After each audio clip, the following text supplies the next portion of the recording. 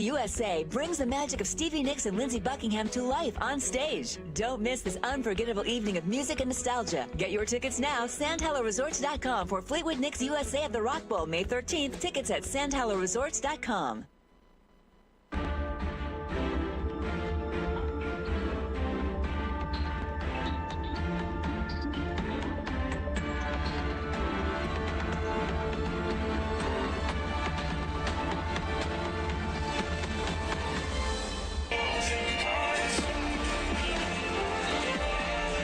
Hello everybody, welcome out to our game of the week here from Pineview High School. It's the Pineview Panthers and the Desert Hills Thunder.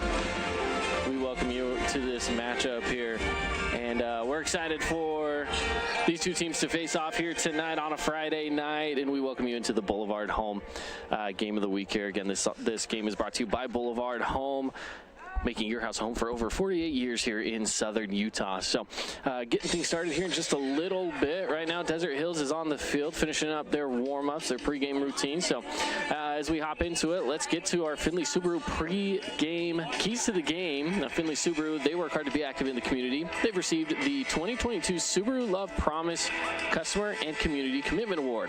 Now you can reserve your new Subaru at Findlay Subaru. So part of the pregame, let's figure out who's on the mound. Starting off, Pineview is going to be seeing Carson Archibald on the mound tonight. He's also batting seventh in the lineup. And then we're also going to be seeing Titan Tate out on the mound as well for Desert Hills. So that's our pitcher matchup going on tonight. Now looking at the standings right now, of course, Desert Hills has been continually moving up, and unfortunately for Pineview, they've been moving down. So right now, Pineview looking at just trying to hold on here in region, maybe grab one more region win if they can. But Desert Hills is looking pretty strong right now through this point of the season, especially in a tough region where they have three teams in front of them that are showing no signs of slowing down. So Desert Hills is fighting for themselves as well, trying to get any wins when they can. And this is another game tonight where they feel like it should be a very gettable win, and that's what they're hoping for. Pineview, on the other hand, though, like I mentioned, they just want to kind of stay in the fight here, especially with Hurricane and Cedar. Those teams are all fairly evened out right now. If they can stay even with them and maybe get another win in the win column, that would do big things in their favor, especially for a team like Desert Hills. So when it comes to the RPI, especially in those bottom spots, the higher up you can go, the better, because you don't want to be facing off in the playoffs. You know, the first three seeds are going to get a bye. You don't want to be facing off against that fourth team. That's not going to be fun. So if you can face off against maybe 5 or 6, then that's okay. And right now, that's what Pineview is looking to do. They got to get some wins so that when playoff comes along, then they can hopefully maybe try to win that first series and not have to go up against a team that's killing it right now, because really the top 5 are doing really well. So if they can find themselves outside of that bottom position and move up the ladder, that'd be great for Pineview. So that's some of our keys to the game here, again brought to you by Findlay Subaru. Desert Hills is going to be the first ones up to bat. Let's give you their lineup here, brought to you by House of Jump. They've got trampolines, climbing walls, dodgeball, and more. Go to houseofjump.com, see all the different party packages that they have to offer. So first up is going to be Cole DeCastro, shortstop for the Thunder, followed by Jace Fillmore playing second base, Kyler Terry on third base, batting third, and cleanup is Hagen Reed on first base. Fifth in the lineup is Bo Wall at DH, Seth Wells out in center field, batting sixth. Batting seventh is Landon Musgrave out in right field, batting eighth, Cooper Clough in left, and then rounding off the lineup is Corbin Thompson at catcher. And a reminder that Titan Tate is pitching tonight for the Desert Hills Thunder. Now the lineup for Pineview Panthers, starting things off will be Kyson Millen at catcher. Second in the lineup, Pedro Duarte at third base. Third is Nash Schroeder at shortstop. Fourth in the lineup, Andrew Shakespeare in right field. Fifth, Brooks Ficklin at first base. Sixth in the lineup, Jack DeWitt playing second. Seventh in the lineup is Carson Archibald pitching tonight. Eighth is Boston Higbee playing left field. And at the ninth spot in the lineup is Preston Christensen. Center field tonight for the Pineview Panthers. Again, that is your House of Jump starting lineups. Go to houseofjump.com. Check out their party packages. And tonight we're going to be looking for a lot of action, and with that action will come some awards as we round off the night and hop into the Johnson Pediatric postgame show. So we're looking for our Appliance Wholesaler Plus Playmaker Play of the Game and more.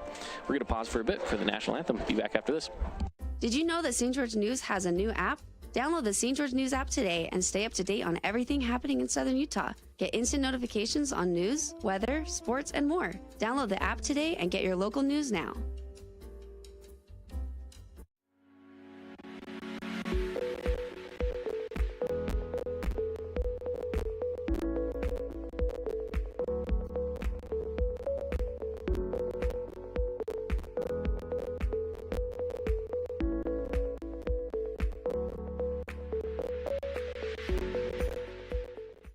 Hey, it's Sheldon Demke. Check out the latest episode of What's on the Menu, a behind-the-scenes tour of local restaurants.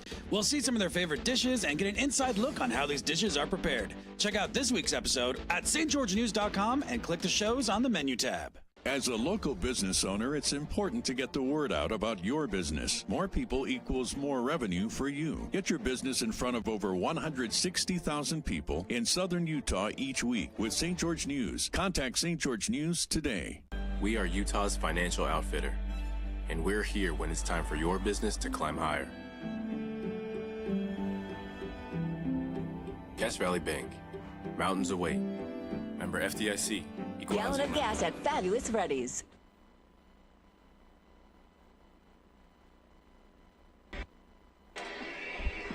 All right, welcome back into the Boulevard home game of the week here from Pineview High School. The Panthers hosting Desert Hills Thunder tonight.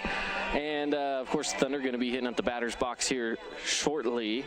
I want to take this moment to thank some of our sponsors for tonight's ball game. We have Udine Associates, Rally Stop, Appliance Wholesalers Plus, Bin Blasters, Jason Baum with Bay Equity Home Loans, UFirst Credit Union, and Morgan Pest Control. Now, UFirst Credit Union sponsor in our Region 10 updates. Just a quick update from last night's action. Yes, last night we had some baseball here in Southern Utah. We had Snow Canyon and Dixie face off a little early. Now, Dixie ended up winning that ball game 4-0. So good win for the Flyers going up against a team that right now is top in the state in Snow Canyon. So a big win for the Flyers, especially considering what the RPI does right now for Utah sports. So we'll keep updated on other things going on across Region 10 and more.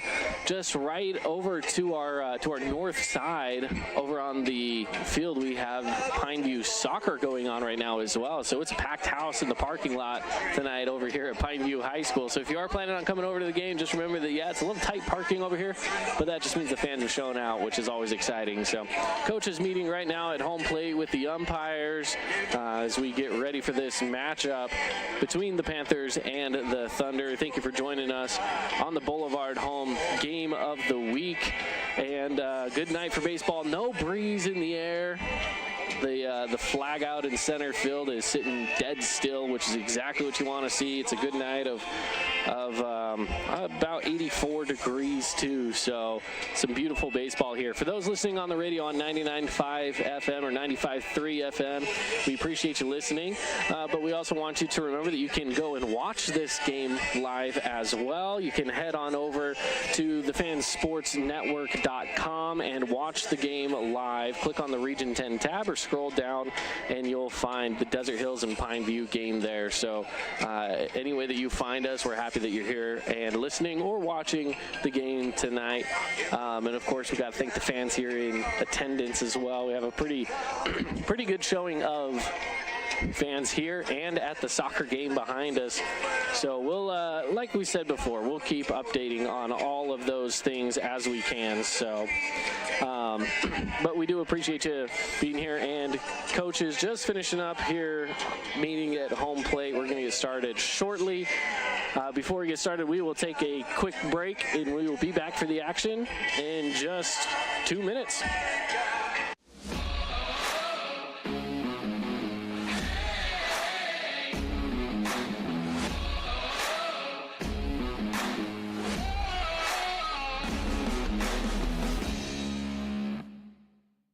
Region 10 Sports is brought to you by Nets on Fire, the premier training and event facility in Southern Utah. High-level individual and group training catered to your athlete, plus the best camps, clinics, tournaments, and showcases in the West. Visit netsonfire.org. This cheesesteak is so freshly grilled, you can still hear it sizzling. I can hear it too. Me too. Actually, it's the Hello? Cheesesteak? grill. Grilled right in front of you. It's a Jersey Mike's thing. First Ace Hardware is conveniently located in St. George on the corner of Bluff Street and St. George Boulevard with 30,000 square feet of lawn and garden, paint, tools, fabrics, sporting goods, and the most complete nut and bolt section in town. First General Store, the Big Ace store on Bluff and on Main and Cedar City. Check out this week's edition of TGIF on stgeorgenews.com. TGIF is your weekend adventure guide to all the fun and exciting things going on in Southern Utah this weekend. Find this week's edition at stgeorgenews.com and click the shows on the menu tab. Have a blast this weekend. I'm Aaron Crane, host of the Region 10 Recap. Want to relive the highlights of the game? Look for the Region 10 Recap every week. Just follow St. George News on Facebook or go to stgeorgenews.com.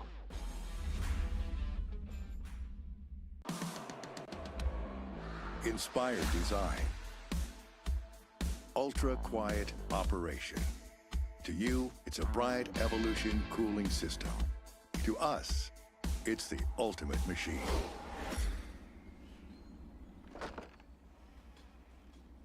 All set. For the dealer nearest you, visit Bryant.com. Adams Wealth Advisory is a financial planning firm that is combined with an investment firm to provide the best possible outcomes for our clients. I always believe if you're intentional with your financial plan, things are going to work out really well for you. Visit AdamsWealthAdvisors.com or call 752-1702 to schedule a time with an advisor today. Did you know that St. George News has a new app? Download the St. George News app today and stay up to date on everything happening in Southern Utah. Get instant notifications on news, weather, sports, and more. Download the app today and get your local news now. Cheesesteak? Grill. Grilled right in front of you. It's a Jersey Mike's thing.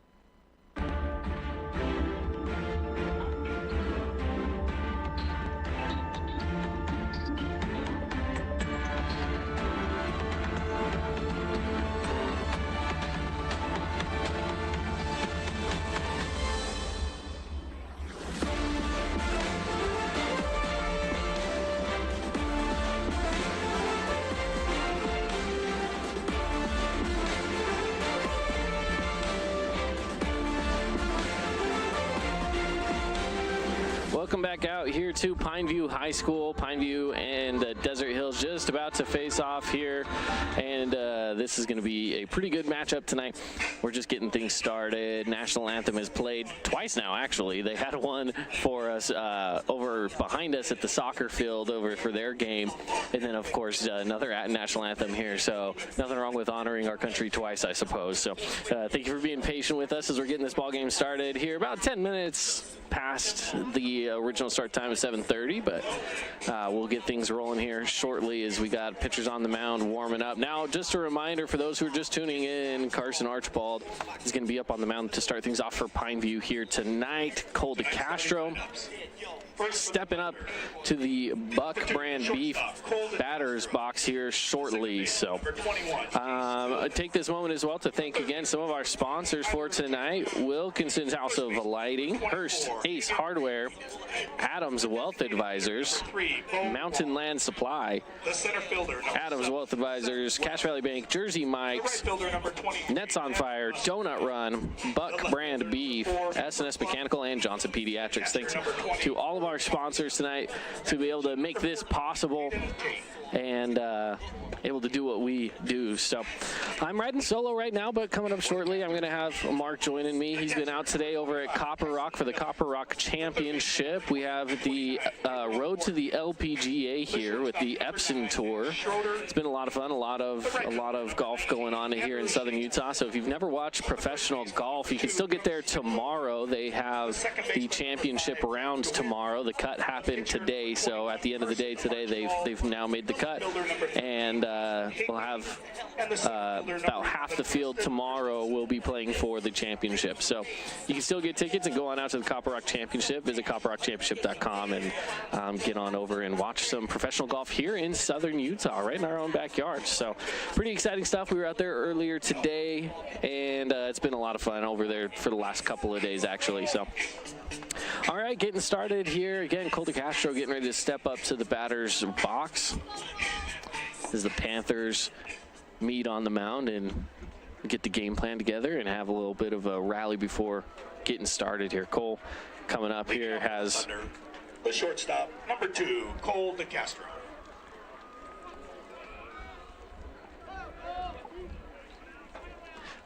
Cole has college offers as well, so he's going to be moving up to the next level and has accepted those offers. So he's going to be playing at, I believe it's CSI, if I remember right. Takes the first one for a ball.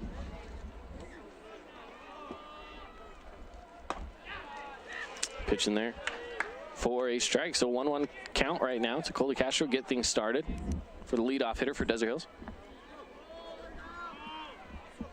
Here's the pitch. That one is fouled away, out of play.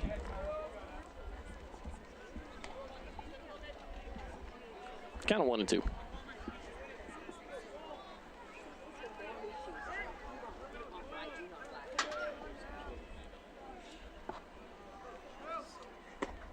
Outside pitch, swung on, and strike 3 for an early first out for the Panthers. Bringing up Jace Fillmore, second base for the Thunder. Now batting. Jace, another righty here. Fillmore.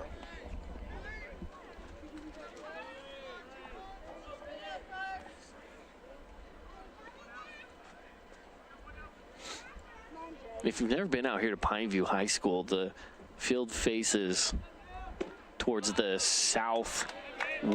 So out in left field right now, they've got the sun beating right in their eyes. The first pitch taken for a ball.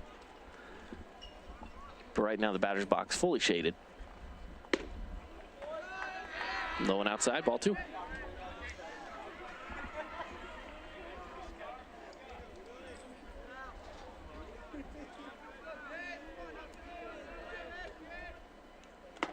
There's a pitch right in there for strike number 1. It's a 2-1 count now to Jace Fillmore.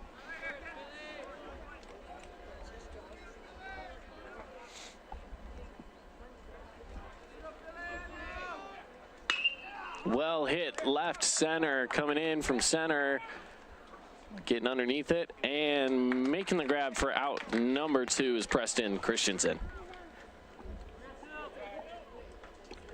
Now batting, the third baseman, number 5, Kyler Terry.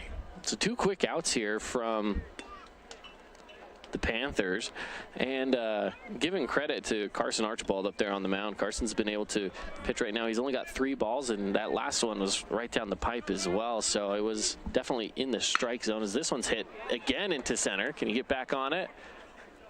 And at the warning track does.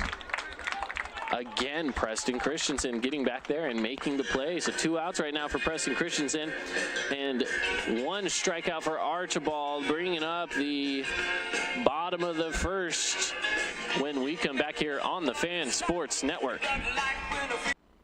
Hey, it's Sheldon Demke. Check out the latest episode of What's on the Menu, a behind-the-scenes tour of local restaurants. We'll see some of their favorite dishes and get an inside look on how these dishes are prepared. Check out this week's episode at stgeorgenews.com and click the shows on the menu tab. As a local business owner, it's important to get the word out about your business. More people equals more revenue for you. Get your business in front of over 160,000 people in Southern Utah each week with St. George News. Contact St. George News today.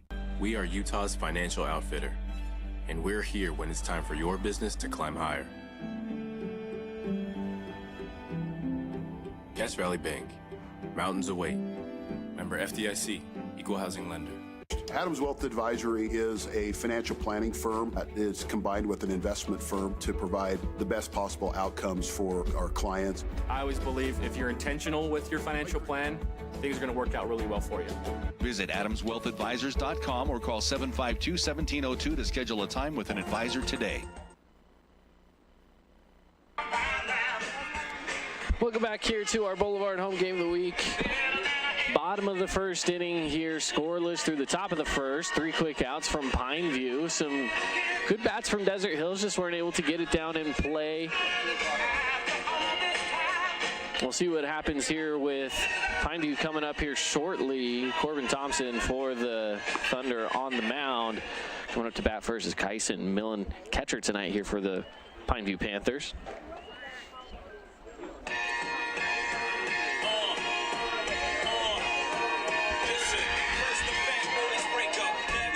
Kyson Millen, a righty. Panthers today wearing the maroons with pinstripes. Desert Hills wearing the grays with the gold pinstripes. So it's a pinstripe party out there tonight. Here's the pitch. Outside, ball 1.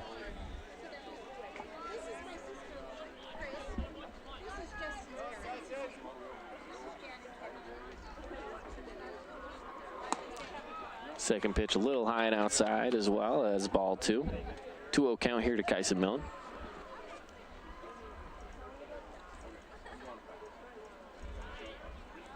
Thompson delivers. Hit right towards second. It's fielded. Thrown over to first in time. That's out. Number 1.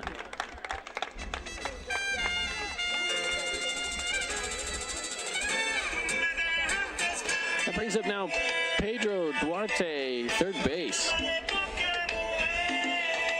Another righty here for the Panthers. Third baseman number 29, Pedro Duarte.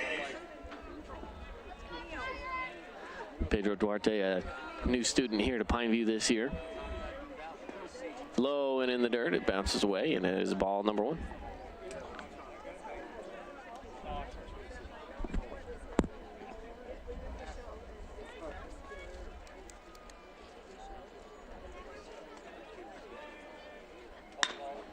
It's well hit right past shortstop, rolls into center. That's going to be a base hit for Pedro Duarte, and our first hit of the evening.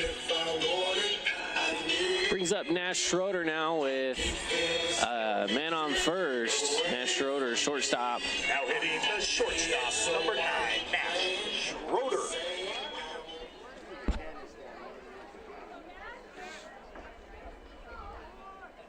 Nash Schroeder, of course, a multi-sport athlete where he's one of the leading scorers for the Pineview Panthers basketball team. First pitch to Nash is outside for ball 1.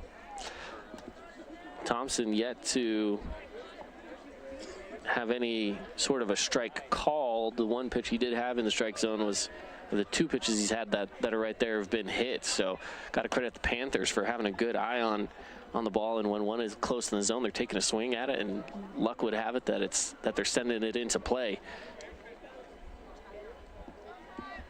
2-0 count now with 1 out to Nash Schroeder.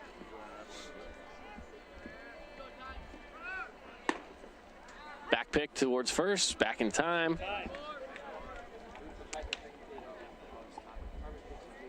Two 2-1 count now, as that last pitch was a strike. So on the Wilkinson's House of Lighting scoreboard, 2 balls, 1 strike, 1 out.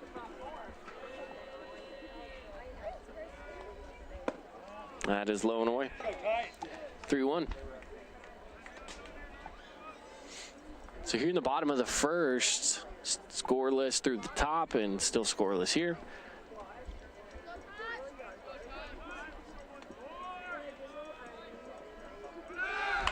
Fouled away. That is going to go out of play, and we'll reset.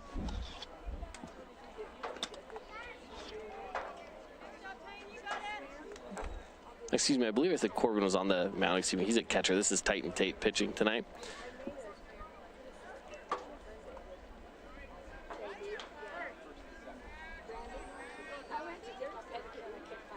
Full count. Pitch popped up, going right towards first, and getting underneath it, making the play for out number 2 on the pop fly. Brings up Andrew Shakespeare after Hagen Reed makes the play. The right fielder, number 19, Andrew Shakespeare. Shakespeare, our first lefty of the evening.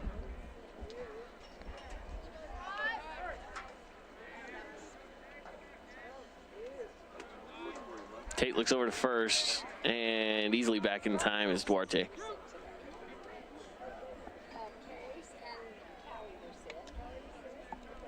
So Shakespeare here batting cleanup with 2 outs, guy on first. Here's the pitch. High and inside. Had to turn away from that one.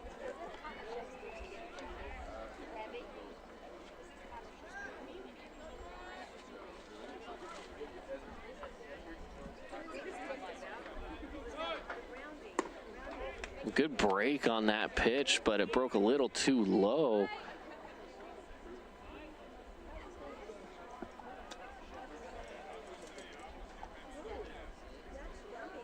Had a nasty break to it, but it was almost too nasty. Swung on and missed. Again, another one of those pitches that just had a little bit to it there, a little sauce. It's 2-1 in the count with 2 outs.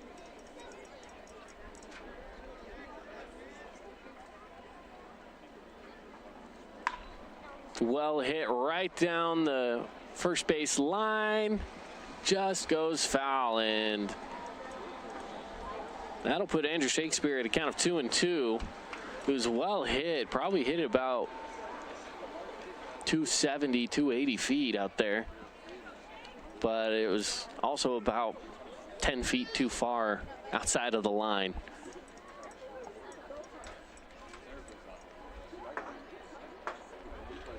So 2-2 count to Andrew Shakespeare. Here's the pitch. Another one fouled away and out of play, this time down the left field line.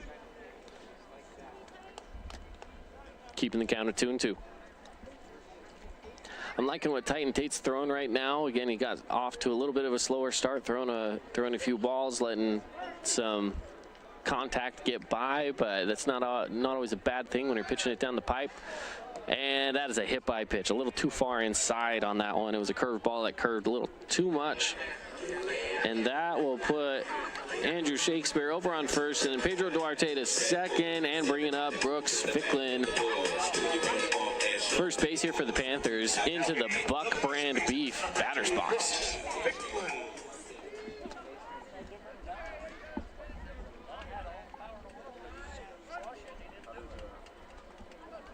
In 2 outs here.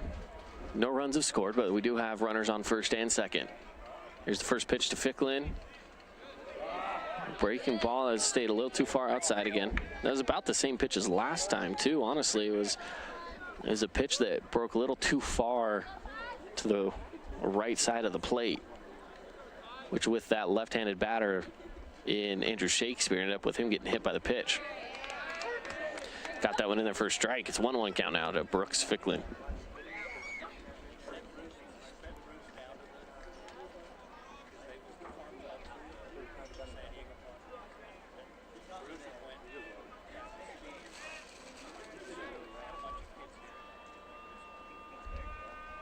Tate with the pitch. Got it in there. Strike number 2. 1-2 count. Tate's put himself in a good spot here with 2 outs in the bottom of the first.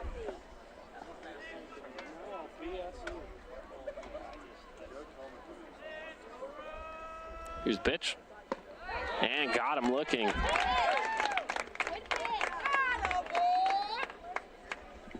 So that's strike number 3, out number 3, and the first strikeout for the Thunder takes us to the top of the second when we come back here on the Fan Sports Network. Stick around.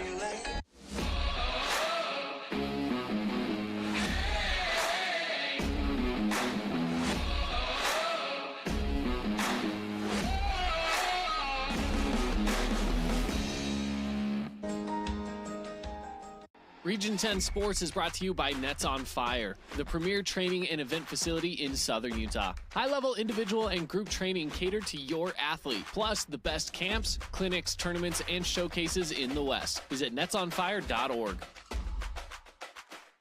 This cheesesteak is so freshly grilled, you can still hear it sizzling. I can hear it too. Me too. Actually, it's the Hello? Cheesesteak? grill. Grilled right in front of you. It's a Jersey Mike's thing. First Ace Hardware is conveniently located in St. George on the corner of Bluff Street and St. George Boulevard with 30,000 square feet of lawn and garden, paint, tools, fabrics, sporting goods, and the most complete nut and bolt section in town. First General Store, the Big Ace store on Bluff and on Main in Cedar City.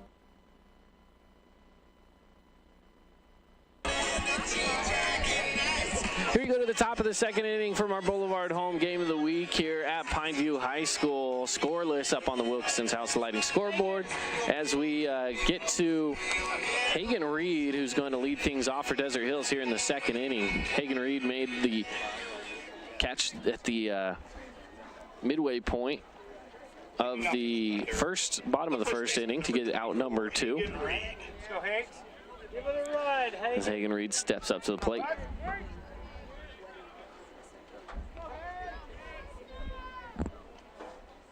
Here's the pitch, well hit, popped up, coming in on it from center and second, getting underneath it. Do they got it? And they do.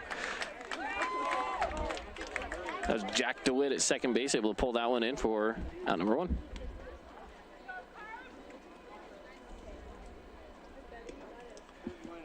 Now batting. Brings up designated hitter today for the Thunder, Bo Wall. Bo Wall again, another righty. A little high on the breaking ball there for ball 1.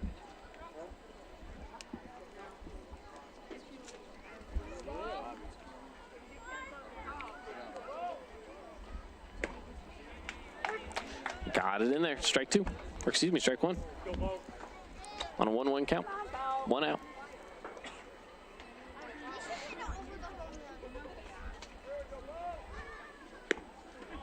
Outside, it's 2-1. Don't forget that you can watch the game live over on the fansportsnetwork.com. You can also find it on region10sports.tv. Swung on a low one, tipped away. It's count of 2-2.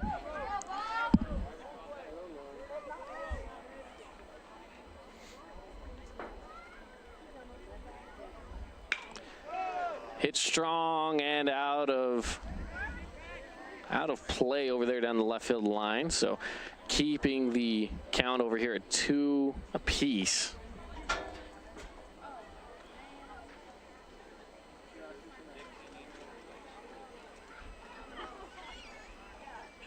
Here's the pitch. Outside, full count. But while working this count full, it's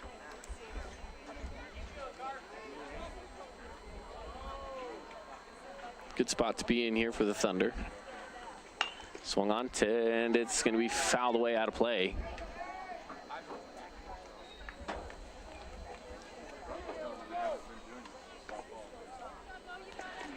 So this is now going to be pitch number 8 here in this at-bat alone.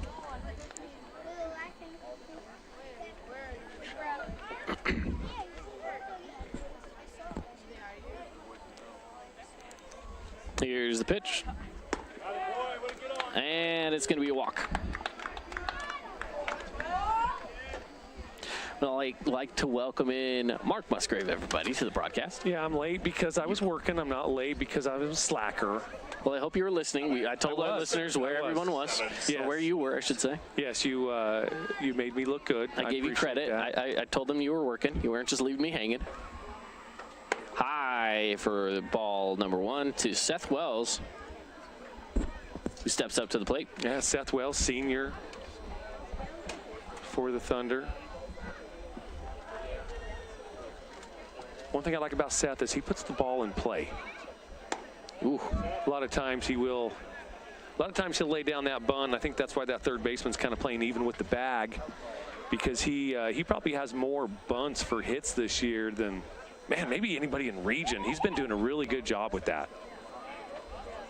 It's always good to see if you're a coach, right? Any guy that can get the ball in play in some way or another, and if it's through a bunt, I don't think the coach cares so much as long as they're getting on base and coming around to score, huh?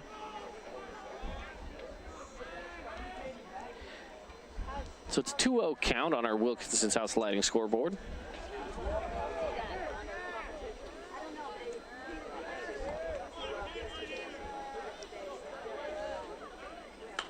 Pitch is popped up, fouled away. So, Caden, did you get back to the office? Did you get things done you needed to get done? Oh yeah, oh yeah. It's been a busy afternoon. Oh yeah. We've had a busy day, busy few days, I should say, huh? Runner goes, but this one's popped up, fouled away again. Taking this to a 2-2 count now for Seth Wells. Got to appreciate the contact if you're Desert Hills. Yeah, you know, with 2 strikes, anything close, you just got to get rid of. Don't leave it up to the umpire. Paul's going to clean off that plate. I was going to say, I don't even know if I can see the plate. I'm not sure how it got so dirty. Yeah. He just barely cleaned it right before Seth came up to bat. I know. So somebody must have kicked something, I wonder guess. if Seth just kicked dirt on it. Maybe it's some strategy. Not going to give him a strike zone, yeah. Well, we're ready to go now, though. That plate's all clean, ready to go. Yep. Again, fouled away. Yeah, nice battle here between Archibald and Wells here. Foul ball is brought to you by Cache Valley Bank. They're your financial outfitter. Cache Valley Bank, Mountains 08.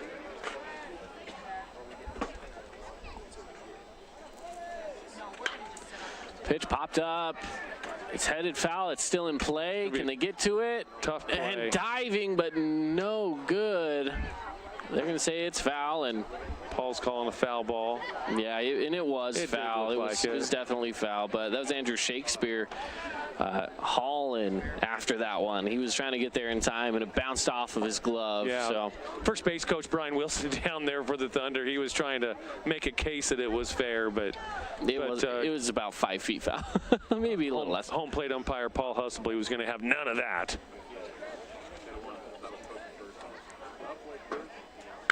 Well hit, left field, going back on it. Is it gone? It's gone. Wow. 2-run shot by Seth Wells.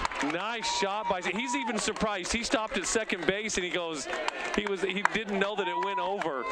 So yeah, Thunder center fielder Seth Wells squares one up and puts one over the 354 sign out there in left center field. You gotta love it. Like his absolute shot, yeah. He didn't even know that he had hit it over. He stopped at second base. He paused at second base like, what, it went over? Good? Did he catch it? Now batting, the right fielder, number 23. Oh, that's awesome. Now brings up Landon Musgrave now with 2 runs and only 1 out on the board here for the Panthers. Looking to bunt, pulls back on it, and it's going to be ball 1. Landon's taking a look down that third base line, seeing where that third baseman is playing. He always has a little bit of a strategy when he steps in there. Kind of takes a look at where that third baseman's playing, being it is a lefty, and he's got some speed. This one hit off the bat, right back down and foul. I think it came off of his foot or his leg because he's hobbling around a little bit. That's a big swing for just a little tiny hit. Again, I think it came off his foot. He's still He's trying got a grimace there. Yeah. He's trying to walk it off a little bit. That's never fun, though. No, those baseballs hurt, man. Yeah. You might think that it's a ball with a little rubber core and a bunch of string and yarn in there, and it might not feel all that bad. No, it hurts.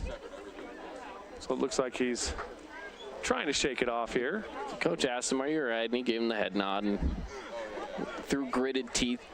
You know, softballs aren't soft either, just FYI. Even when they're, even if they're called softballs, they're hard. And baseballs are even harder. Yeah, it's not fun. Not fun to get hit by one of those, and even if it comes off your own bat. All right, looks like he's getting close to stepping back up in the box here. Just a refresh, it's a 1-1 count, 1 out, nobody on after the Seth Wells home run. Yeah, over the 354 sign. Left center field. Pitch low and in the zone, strike 2. Lando's like, bro, I'm hurt and you're going to throw me a strike the first one out? Come on, give me a second to catch my breath. Well hit right field, going back on it. Is it Gonzo? Landon Musgrave. How's that feel, Dad? That feels pretty good. 2 home runs in a row. He's been waiting for that one. He has been, and he's been telling me, Dad, I'm close. And, you know, as a dad, you kind of just, you be positive with him, like, okay, yeah, sure. He was right. It took him getting hit in the foot to do it, but you'll take it. Yeah. And that fence over there is a little bit higher out there. It is. Right? It's a shorter fence. It's 303. But the fence is a tall fence. Yes. So. Yeah. So 2 home runs to start things off here for the Thunder in the second inning. So it's a 3-0 score up there on the Wilkinson's House Lighting scoreboard. A bit of a conference going on the mound right now. But the thing is, the Thunder are taking those fastballs down the middle, and they're just finding right where to put them. And right where they're putting them is over the wall.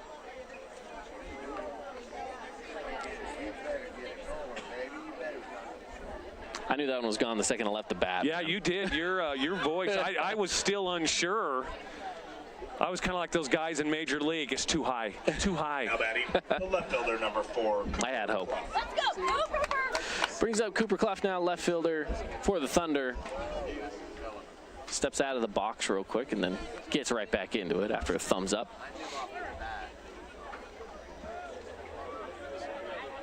Here's the pitch. Outside from Archibald.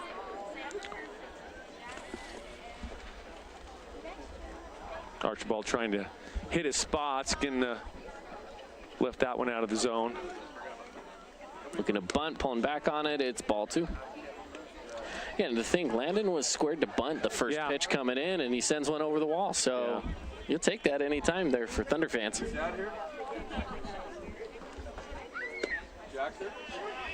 And that one comes across for a strike, 2-1. It's a generous strike, but a strike nonetheless. Archibald goes right back out there again to try to get that call. About that same spot, too. It's a 3-1 count. That's actually smart by him, kind of stretch that zone a little bit. And then he comes right back inside. Yeah, full count now. Let's go, come on.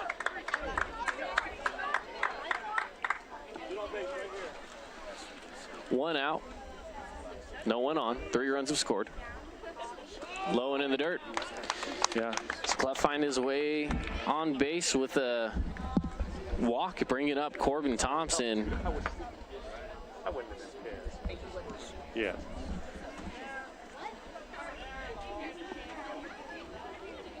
Corb Thompson now, the catcher, Corbin Thompson. He sent one over the fence for his first home run of the season last week against the Warriors. Seth Wells hits his first. Landon Musgrave hits his first. That throw gets away, and Clough is going to round second, and Coach K puts the brakes on over there at third base. Says, oh, no, we only got 1 out. Yep. A little pick gone wrong, and they're going to give him third base. I think maybe a little interference as well when Ficklin went for the ball down there at first. But yeah, they're going to give Cooper Clough third base. So now it's Cooper Clough down at third. Corb Thompson now stepping in, 0-0 count.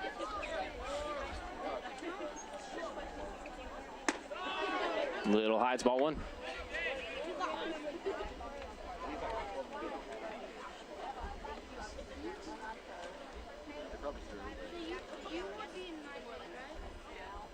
Second pitch outside, it's ball 2. Yeah, he's working that outside corner. He did that with Clough as well. Tried to get that outside strike. Got one of them, and then he hit him back inside. Let's see if he goes back inside here.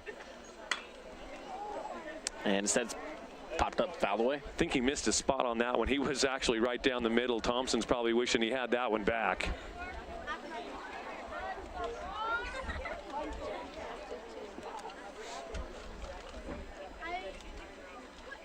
Oh, delivers one down the middle on a breaking ball. That was a little dirty by Archibald. That had some nice, that was a nice off speed, kind of dropped in the zone.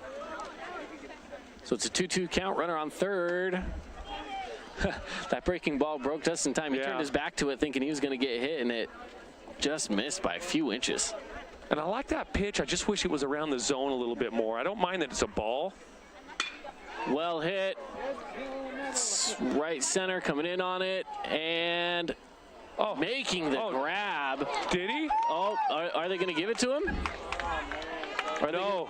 They're not going to give it to him. Christensen, I thought, Preston Christensen acted like he had it.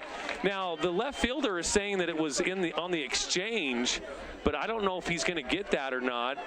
And now goes Coach DeWitt to talk about this as well. A triple over there and a run scores. Either way, a run would score because he tags up.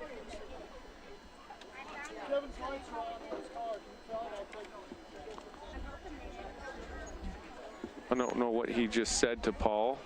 What did he just? I heard something about a card being wrong. Oh.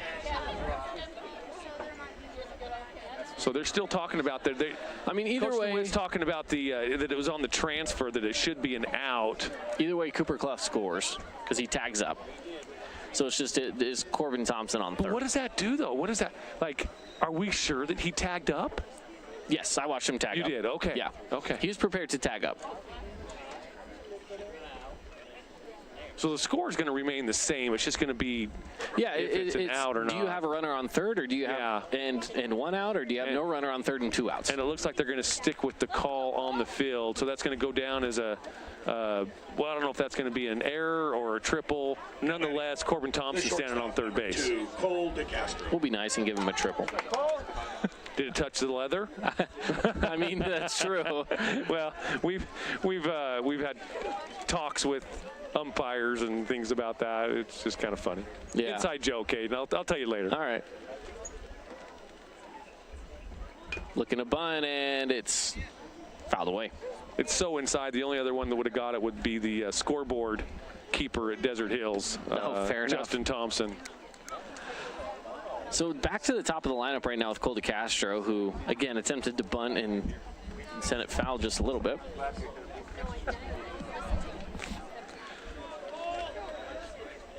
And the pitch. DeCastro looking to avenge his last at bat. I heard your strikeout call on him, Caden. That's high and outside. It's 2-1 count now to Cole DeCastro. Archibald's struggling with that fastball location. He's outside and high and outside most of the time with that. And especially when these batters are crowding the plate like DeCastro does. That one catching the outside edge for strike number 2.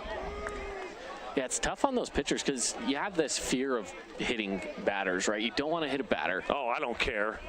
Go inside. Yeah, but hit batters means that you're probably not going to be pitching much longer. Hey, got him on the inside edge right there. Right as we're talking about it. Yeah, he worked that inside corner. He goes outside, and then he bangs an off-speed pitch on the inside corner to get DeCastro looking. I mean, he kind of buckled his knees on that one. Jace Fillmore now up to bat. Had to fly out his first attempt. Jace has really been swinging a very good bat for the Thunder, and he's such chaos when he gets on the base paths as well. That one kind of broke away and then broke right back inside. Yeah, it did. That had some movement. That definitely a little bit nasty there by Archibald.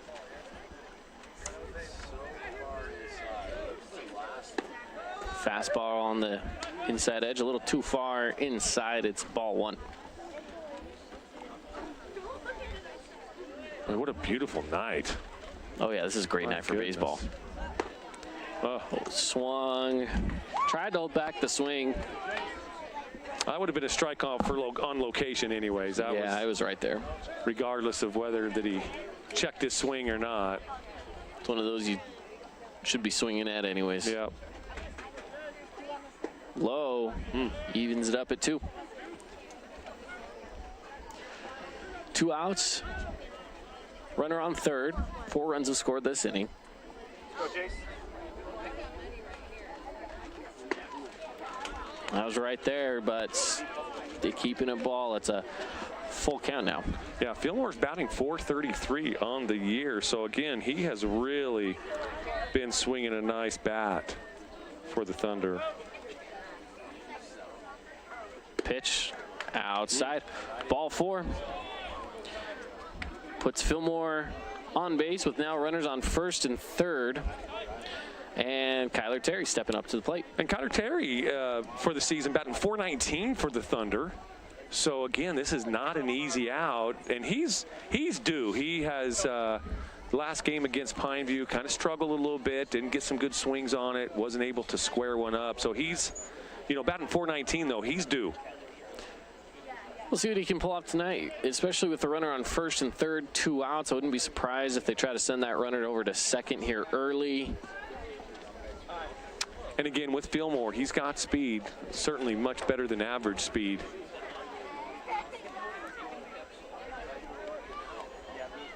And they do send him, and no throw down. They'll let him go to second.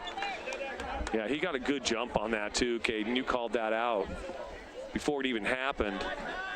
First pitch, he was gone. I like it when they make me feel smart. Because you don't always look smart, but you are smart. Yeah, sometimes. Low in the dirt, lost the ball. Ball's at the umpire's feet. He got him.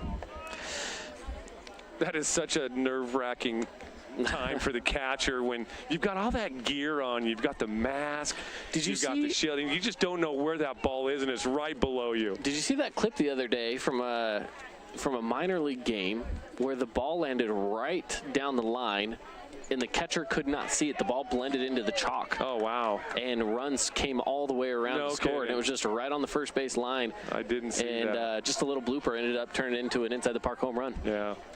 3-0 the count. And make that another walk. Bases loaded for Hagen Reed. Hagen's an aggressive hitter. He likes to attack the ball. Now batting, the first baseman, number 24, Hagen Reed. Now Hagen started us off here in the second inning, so it's been an extended second inning here. First pitch is a ball.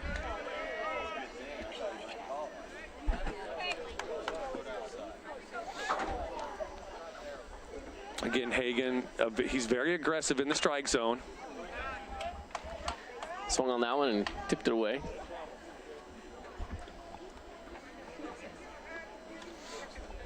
His hitting coach is sitting over my right shoulder, and he teaches his boys to attack the ball in the zone.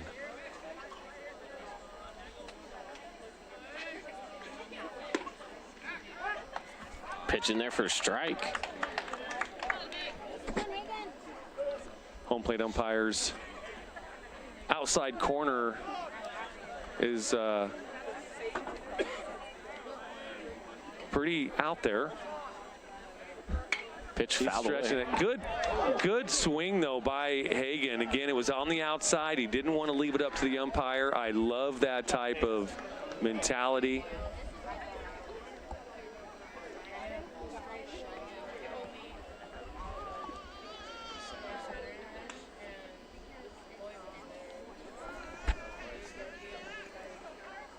So it's a 1-2 count, 2 outs, bases loaded. 4 runs have scored this inning so far for the Thunder. It's 4-0 on the Wilkinson's house sliding scoreboard. Now one hit strong and fouled down the third baseline. Again, close enough that he's not going to leave it up to the home plate umpire. He's going to foul it off and go to the next pitch. I love this mentality by Hagen Reed. And Archibald, hats off to him. He is throwing those pitches, those are balls, but they're close enough. And Hagen Reed's having a very difficult time trying to square those up. Yeah. So both players, the pitcher and the hitter, both Archibald and Reed, doing a really good job right now in this battle.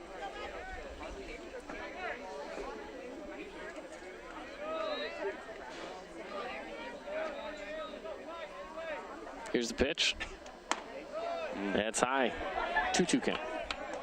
Not a bad pitch there by Archibald, just to see if he could get Reed to chase, being that he was up 1-2 in the count. Now it's 2-2. But that was a good pitch by Archibald. Well hit, third base into the gap. That's going to bring in a run, maybe two. They're telling him to put on the brakes and stop, so bases will remain loaded. 1 run scores. Yeah, hard ground ball right between that 5-6 hole. Neither the shortstop, Schroeder, or Duarte down to third base had really had a chance to get that. That was hit really hard. Now batting, the designated hitter, number 3, Bo. Brings up Bo Wall, who walked his last at-bat. Bo Wall, probably your Desert Hills football quarterback next year. Very athletic kid. First pitch in for a strike. Strong kid. You can just see it. That is not a sophomore body. Well hit center field. Coming in on it.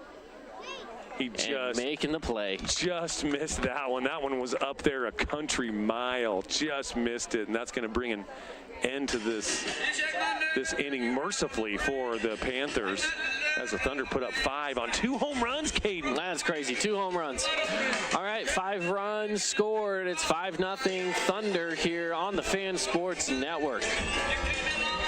We are Utah's financial outfitter, and we're here when it's time for your business to climb higher. Cache Valley Bank, mountains await. Member FDIC, equal housing lender. Region 10 Sports is brought to you by Nets on Fire, the premier training and event facility in Southern Utah. High-level individual and group training catered to your athlete, plus the best camps, clinics, tournaments, and showcases in the West. Visit netsonfire.org. Did you know that St. George News has a new app? Download the St. George News app today and stay up to date on everything happening in Southern Utah. Get instant notifications on news, weather, sports, and more. Download the app today and get your local news now. As a local business owner, it's important to get the word out about your business. More people equals more revenue for you. Get your business in front of over 160,000 people in Southern Utah each week with St. George News. Contact St. George News today. Here we go into the bottom of the second inning. Pineview coming up to the plate here in just a little bit. Jack DeWitt will be the leadoff batter to step into the Buck Brand Beef batter's box. Got to give a shout out to Donut Run. We had 2 Donut Run home runs. Oh, nice. Donut Run home runs. We'll start your morning at Donut Run, just off Brigham Road, over by Desert Hills High School. Desert Hills knew all about the Donut Run home run. That's why they're the ones hitting the home runs right now, right? Absolutely. I've seen a few Desert Hill students over there grabbing lunch before. Oh, I'm sure. They've got those lunch specials over there. $5 lunch special. Yeah, absolutely. 2 kolaches and a drink. Can't go wrong. Just outside to Jack DeWitt for ball 1. Titan Tate has got really good movement on pretty much everything that he throws. His fastball tails off a little bit, and you can see the movement on that ball. I don't know how DeWitt laid off of that, because that was coming right down the pipe, and then it just breaks right off the table.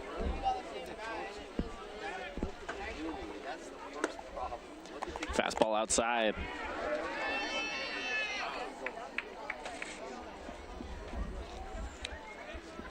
Titan Tate needs to throw this one in their first strike. And instead he walks him. 4-pitch walk. The old baseball 101. Ladies and gentlemen, there's a Toyota with its lights on, parked by the auto shop. You don't want to walk off that leadoff. You don't want to walk that leadoff hitter. Let's keep an eye on that, Caden, because usually about 80% of the time that run scores. 21, Carson. Let's see if that's part of the 80% or part of the 20. Let's find out. Carson Archibald steps up to the plate.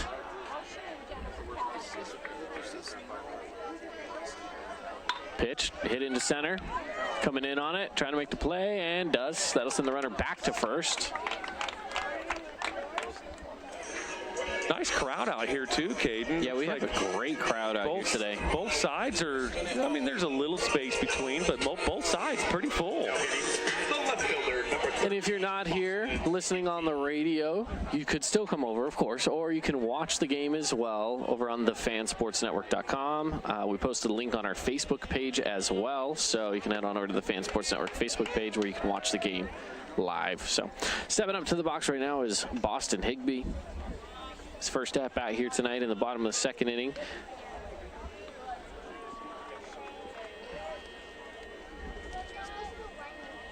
Looking to pick that run over at first. He gets back safely.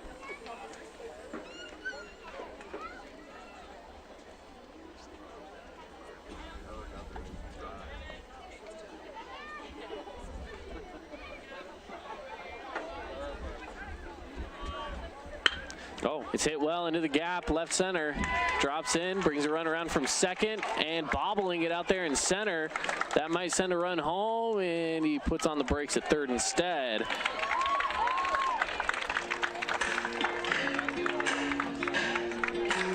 Yeah, if he comes up there cleanly, he's got a shot. He's got a shot at him at third base, but he just kind of, I think he poked his head up just to kind of look. And when you do that as an outfielder, good things don't happen. And he kind of kicked it a little bit. So runners on second and third, one out, and Preston Christensen stepping up to the plate here. Preston Christensen batting ninth in the lineup. So after him, we have Kyson Millen over there in the on-deck circle. Preston comes from a long lineage of Panthers. His dad was a Panther. His grandpa was Panther. Coach Lynn Christensen here for many, many years at Pineview. Started back in the 80s, I believe. So, yeah, he's got Panther blood running through him, through and through. Quick 0-1 count. Make that 0-2. His uncle Ben was a star basketball player here for the Panthers. Uncle Ben Lindquist. So again, lots of Panther blood flowing through this kid.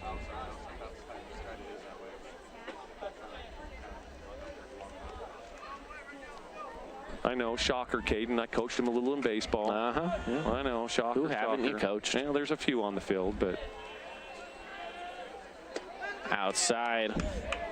First ball of the at-bat. It's a 1-2 count. I wish Titan would throw that ball inside and have it break back over the plate. He's done that. Those first two strikes were right about there. I think he tried to get him stretching, thinking, hey, I'm throwing you a fastball down the middle. Yeah. And there it is, that fastball down the middle. No, he pulled the string on that one, Caden. It kind of broke down at the end of it, didn't it? Oh, yeah. Maybe a little change-up or something, huh? Yeah. Beautiful pitch. Got Preston Christensen swinging at that. It's out number 2 and bringing up Kyson Millen. Tucks it all in. Really had him doing his back leg. That is a ball for the first pitch here to Kyson Millen. Again, runners on second and third, 2 outs. Trying to set up my lessons for tomorrow. He said, you got to save the timeout. Then you come back in and feel quick. You're too tired. Ready to go home. Outside, ball 2. Caden, we're set up right behind home plate, outside. I absolutely love this. I love this more so than being in a clubhouse. In a press box or something. Dude, this is, it doesn't get any better than Not on a night like this. Clear skies, no wind. Yeah. Outside pass ball, runners are going to stay. And that might have been one that they could have got something off of. Yeah, you know, he didn't get a good jump, and then he hesitated. And then once you hesitate, if you go, most of the time you're going to get out. So he did the smart thing. Once he hesitated, he did the smart thing by staying. But yes, you're right. A good jump. He should have scored. Pass ball is brought to you by Udine Associates, a local American family insurance agency. That pitch will load up the bases on a walk to Kyson Millen, and Pedro Duarte steps up.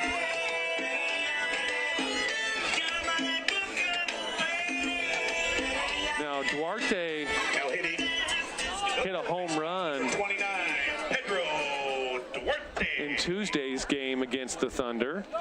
He is swinging a very good bat for the Panthers. I think he went 3 for 3 on Tuesday night, and I know that he's 1 for 1 tonight. So yeah, he hit that single in the first inning. Yeah, he's swinging a really good bat right now for the Panthers, and right now he's loving playing against Desert Hills. Here's a pitch. Got it in there. Strike one. The catcher went to throw back and he didn't hear the strike and he hesitated. Yeah. He's like, are you going to say it? Yeah, the home plate umpire has a little bit of a delayed call on that. It's well hit, going towards center. It drops down in, it'll score a couple runs. Finally getting to it on the track, throwing it in. He's going for third. Can he get there on the triple? Sliding in, and he gets there. I'll tell you what, he loves playing against the Thunder. That kid is swinging a hot bat right now. When on a bases loaded situation, that's all you can ask for right now for the Panthers. So now it becomes a bit of a ball game. Now 5-3.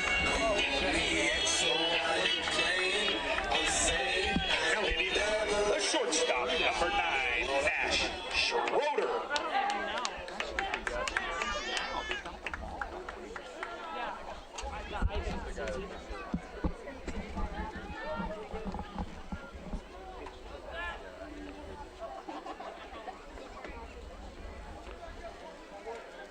Well, those walks scored, Caden. They did, and that's one of those things that you talked about after that first one came around.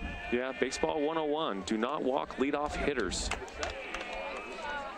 Go ahead. I was just gonna say, first pitch to Nash Schroeder. Here is a ball, and again, 2 outs, runner on third.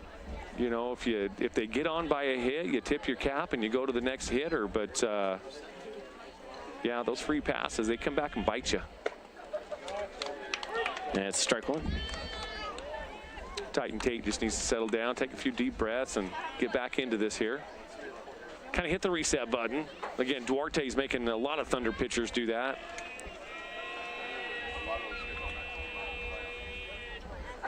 Oh, swung on. Strike number 2. Big time break on that ball. That thing was headed right for the barrel of the bat and then just bent away from it. Didn't even touch it.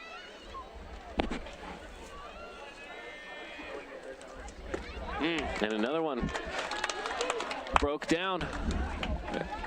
Yeah, great pitch by Titan Tate to kind of end that inning. But boy, and they get 3 in the bottom of the second.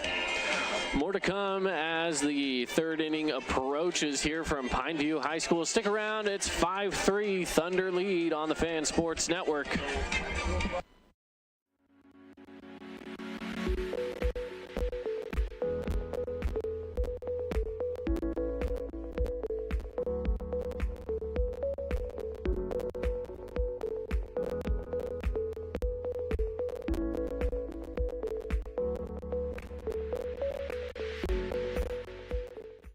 Hey, it's Sheldon Demke. Check out the latest episode of What's on the Menu, a behind-the-scenes tour of local restaurants. We'll see some of their favorite dishes and get an inside look on how these dishes are prepared. Check out this week's episode at stgeorgenews.com and click the shows on the menu tab.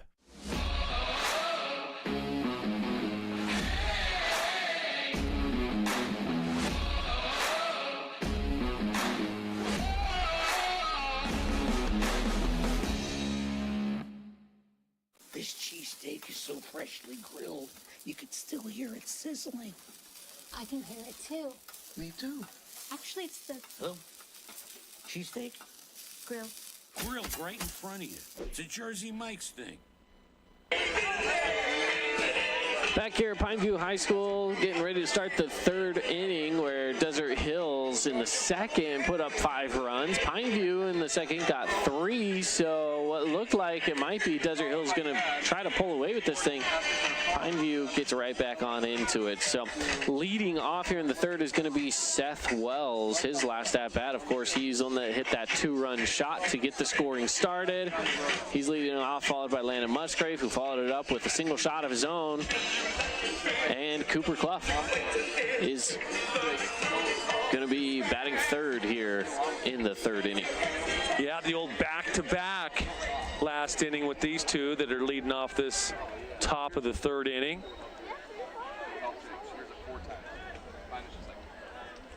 Leading off for the Thunder, the center fielder, number 7, Seth Wells. Archibald looking to get revenge on these two.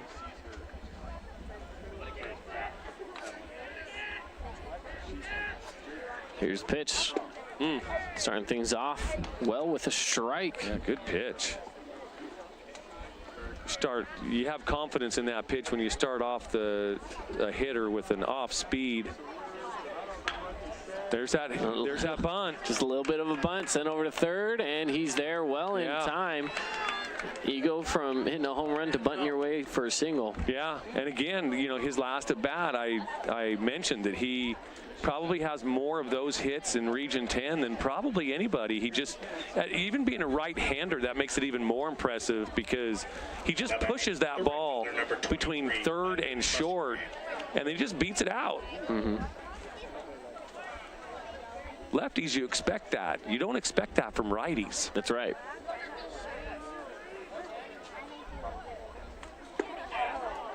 Inside pitch, ball one.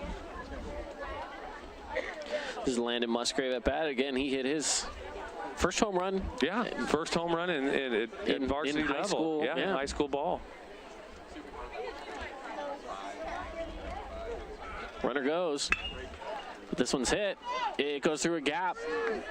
Runner's going to go over to third as well. Musgrave puts on the brakes. He'll stay at first. And these two are causing trouble on the base paths out there. That's a spot of the lineup that sometimes that 6-7 spot might be one of those where, you know, what you're thinking, all right, hey, we're happy. We're starting with the 6th spot in the lineup, right? Yeah, maybe this is a decent spot to start. Not tonight. Both of these players, 2 for 2. Another bunt, fouled away. Hitting off the window up there in the box and bouncing back towards us.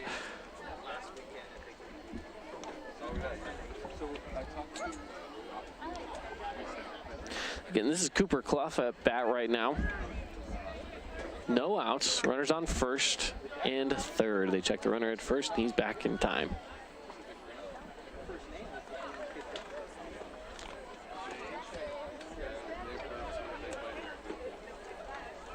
Runner goes. Throw down to second. They cut it off, and they try to throw it back to the runner at third. Both runners are safe, so that now advances both into scoring position.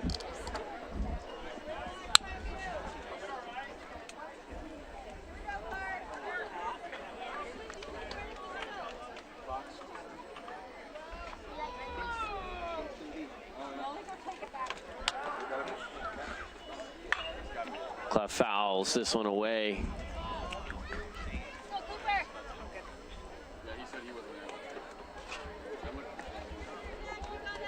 Foul ball brought to you by Cache Valley Bank. Cache Valley Bank, your financial outfitter. Mountains await.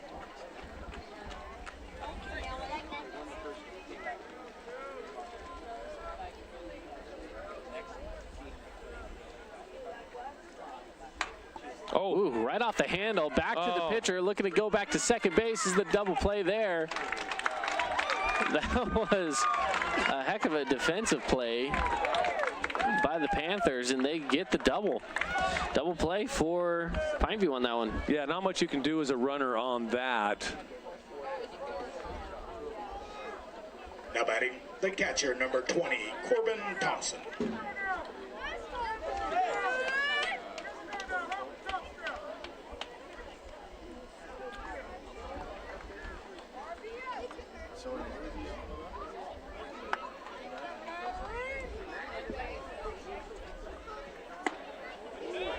Little high. So that's kind of a little bit of a rally killer right there. You had 2 on in scoring position and no outs, and now you've got 1 on and 2 outs. It's a good change of events for the Panthers here. A little low in the dirt.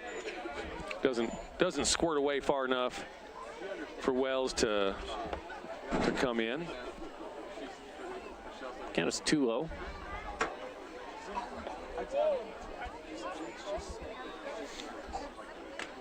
Swung on, missed, and 2-1.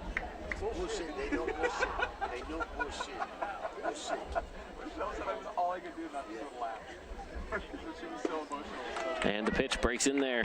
2-2 count.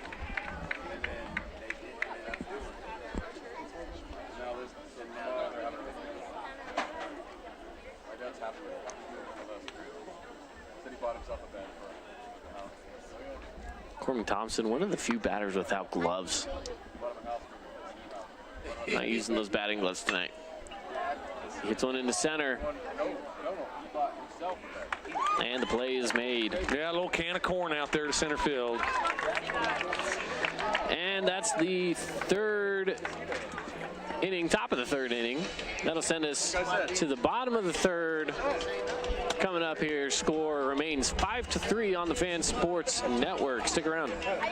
Adams Wealth Advisory is a financial planning firm that is combined with an investment firm to provide the best possible outcomes for our clients. I always believe if you're intentional with your financial plan, things are going to work out really well for you. Visit AdamsWealthAdvisors.com or call 752-1702 to schedule a time with an advisor today. First Ace Hardware is conveniently located in St. George on the corner of Bluff Street and St. George Boulevard with 30,000 square feet of lawn and garden, paint, tools, fabrics, sporting goods, and the most complete nut and bolt section in town. First General Store, the Big Ace store on Bluff and on Main in Cedar City. Check out this week's edition of TGIF on stgeorgenews.com. TGIF is your weekend adventure guide to all the fun and exciting things going on in Southern Utah this weekend. Find this week's edition at stgeorgenews.com and click the shows on the menu tab. Have a blast this weekend. I'm Aaron Crane, host of the Region 10 Recap. Want to relive the highlights of the game? Look for the Region 10 Recap every week. Just follow St. George News on Facebook or go to stgeorgenews.com.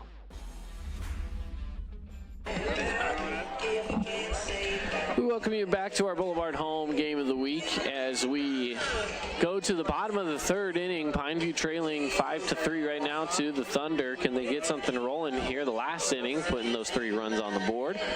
They get a little bit more here and maybe even things up a little bit. Yeah. You know, chasing 2.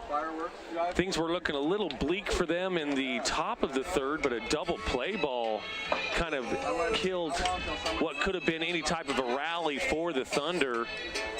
And they were able to get that 3rd out, keep the runners from scoring, keep that last runner from scoring, and Leading off for the Panthers, now they have a chance to number 19, Andrew Shakespeare. either try to catch the Thunder or maybe even pass them. Brings up Andrew Shakespeare to start things off here. Shakespeare normally batting cleanup, and first one tips it away foul.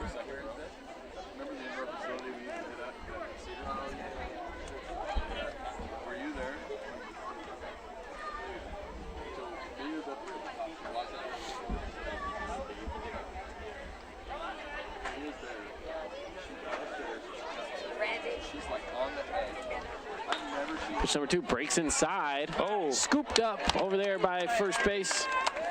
Hagen Reed with a nice play. Quick hands down there at first base. That wasn't easy. And if that gets by him, that's at least a double, maybe a triple down that line. The first baseman, number 2, Brooks Ficklin now stepping up into the Buck Brand Beef batter's box.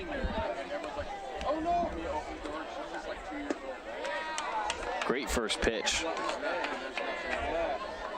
Right down the middle, strike 1. Yeah, but as a hitter, you got to let that go, and he did the right thing.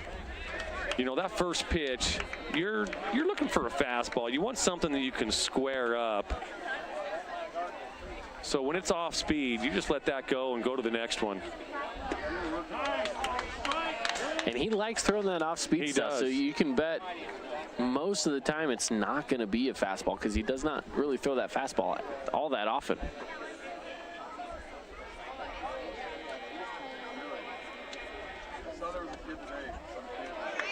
It's low and away.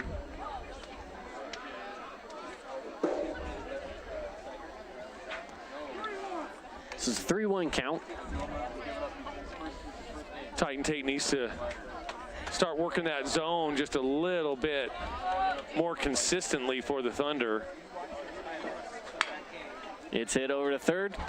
Throw over to first is there for out number 2. Yeah, play to contact, pitch to contact.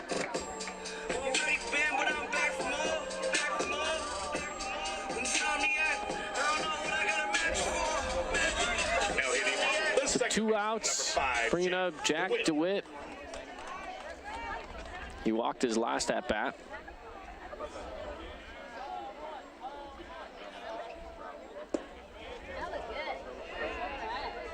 Low in the zone, strike 1.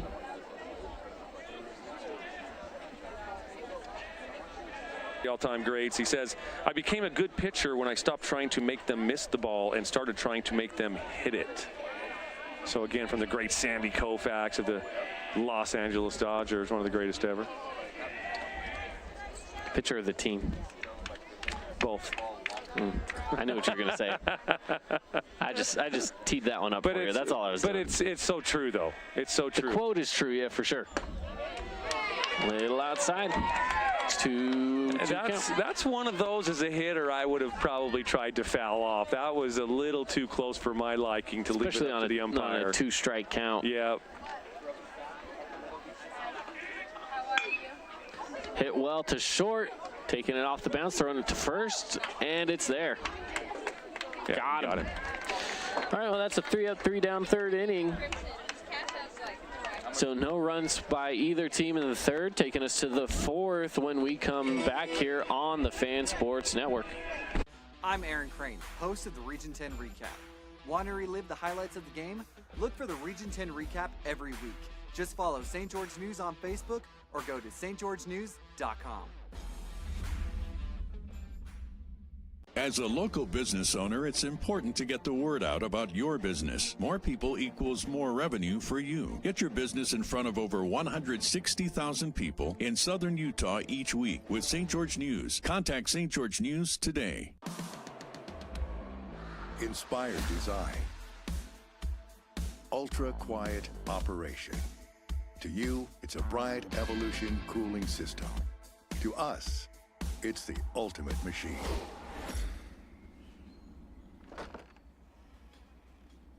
All set. For the dealer nearest you, visit Bryant.com. For detail services like shampoos or waxes, don't forget, with every wash, get 10 cents off per gallon of gas at Fabulous Freddy's. All right, welcome back here to Pineview High School. Getting things started here in the 4th inning. It's still 5-3 where Pineview is leading this one over Desert Hills.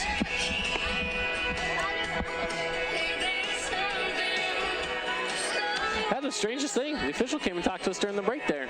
Yeah, the umpire, opinions. Yeah, the umpire came and asked a question, and I couldn't quite hear it, but he was talking to you, and yeah, I don't know. That was a strange sequence for sure.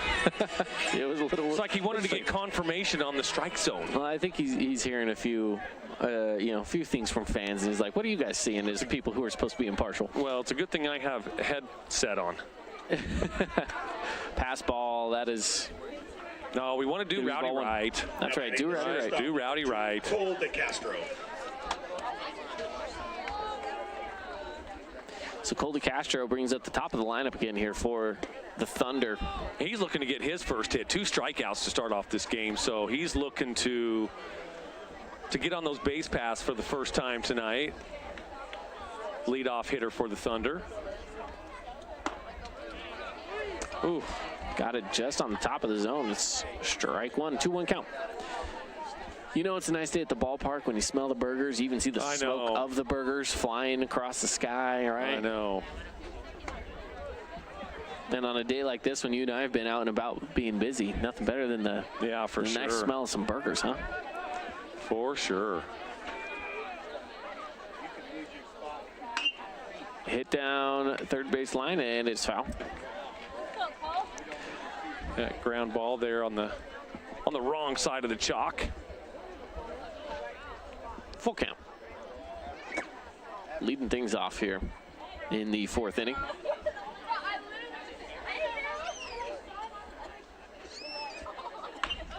A little bit of a late swing. It's tipped away foul. It'll remain the full count. Good foul ball, though, by Cole. Again, that's just too close to take. Foul it off, go to the next pitch. You don't want to let the umpire do one of his famous punch-out calls. As much fun as those are to do. Yeah, exactly.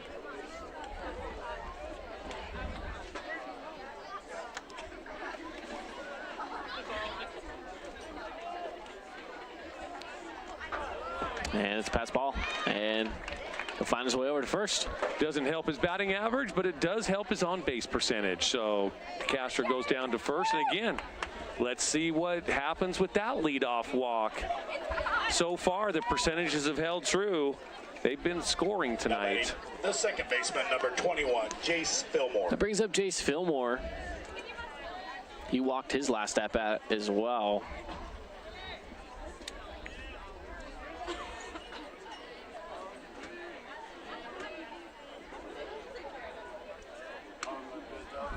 It's outside pitch, ball one. Millen looking down at first base, watching DeCastro a little bit, see if maybe he can get a back pick here at some point. Runner thinks about going, they might tag him. Back safely. Ooh, that was close. Wow. I almost like I had a crystal ball there, Caden. I know it. It's been a couple times tonight. I did see that, though. When he looked down that last pitch, he looked down like, you know, maybe next time if he does that, I'm gonna throw down there. That's swung on and missed. It is 2-1 count now to Jace Fillmore. Good pitch by Archibald. Even if Fillmore puts a barrel on that, it's just going to be a little ground ball somewhere. Looking to pick that runner over at first. He's back safely.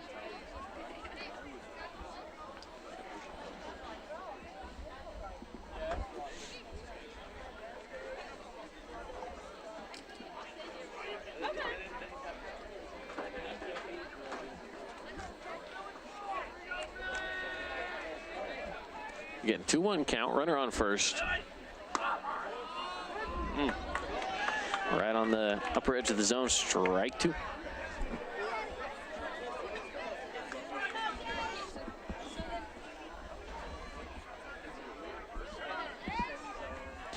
Time called. Fillmore steps out.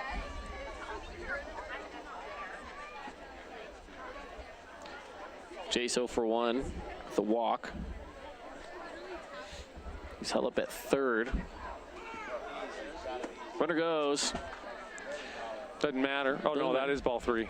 It was ball 3. I thought it was ball 4. I thought it was also ball 4. Didn't matter. The way that, the way that Jace was walking towards, he took a step towards first, but it is now a full count. Did he step in front of the batter when he did that, or did he walk behind the catcher? I mean, the catcher. My first thought was that he stepped in front of the catcher, but. And I don't know if he. I'm not hearing much. I'm wondering. Well, they're going to talk about it, and I wonder if Jace walked in front of the catcher. Which would have affected a throwdown. Can we do a Holbrook asphalt replay on that, or we might be past that?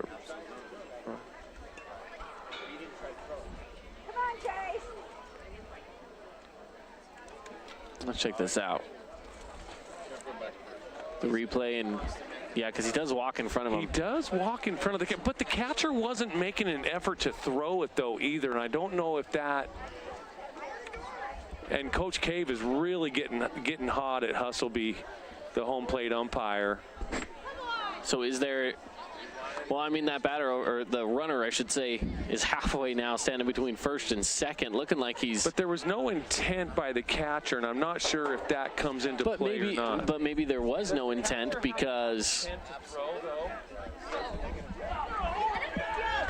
So yeah, Thunder fans aren't happy. I just leaned back and talked to a couple of guys that know baseball a little bit more than me, and they're thinking that the catcher has to make that intent. Well, so here's my question: did he avoid the intent to throw because the batter was there, though? Well, you can usually tell that by body language, though, Caden. Sure. In that body, I mean, he didn't pop up out of his crouch. He just kind of stood up normally out of his crouch. Right. So Thunder fans are a little upset, but DeCastro back to first. I mean, luckily for them, it's not necessarily an out. It just means your actually, players. Fillmore is out. Fillmore, the batter. Oh, that's. Now they might. Or did he call that a? Well, I don't know what happened there. Right, because Kyler Terry's now up. So I don't know if he was out on a called third strike or if it was he's called out by interference. I don't know. I wonder if it's one of those things where now runner's going again. And again, they're sending him out. Kyler Terry. Now that one I understand a little bit more. That one is a little more legit. And they're telling him you cannot lean into what the catcher's doing. And he's out too. And Kyler has some work for the home plate umpire. Upset. Coach Walker comes out to grab him. Now does that go as a strikeout? What is that? How do you even score that? I don't know. I'm not sure, but anytime Hustleby's involved in an umpire, it's a shit show. It's just some sort of interference there that first baseman number 24. That's Thunder fans all riled up now because it's runner on first, 2 outs, and both of those outs have come because Thunder players have stepped in front of the catcher's ability to throw down to second. Well hit towards left, going back on it. And it's a home run. Nope, off the bottom of the wall. Bottom of the wall. Stand-up triple. He's running around trying to go for home. Slides in.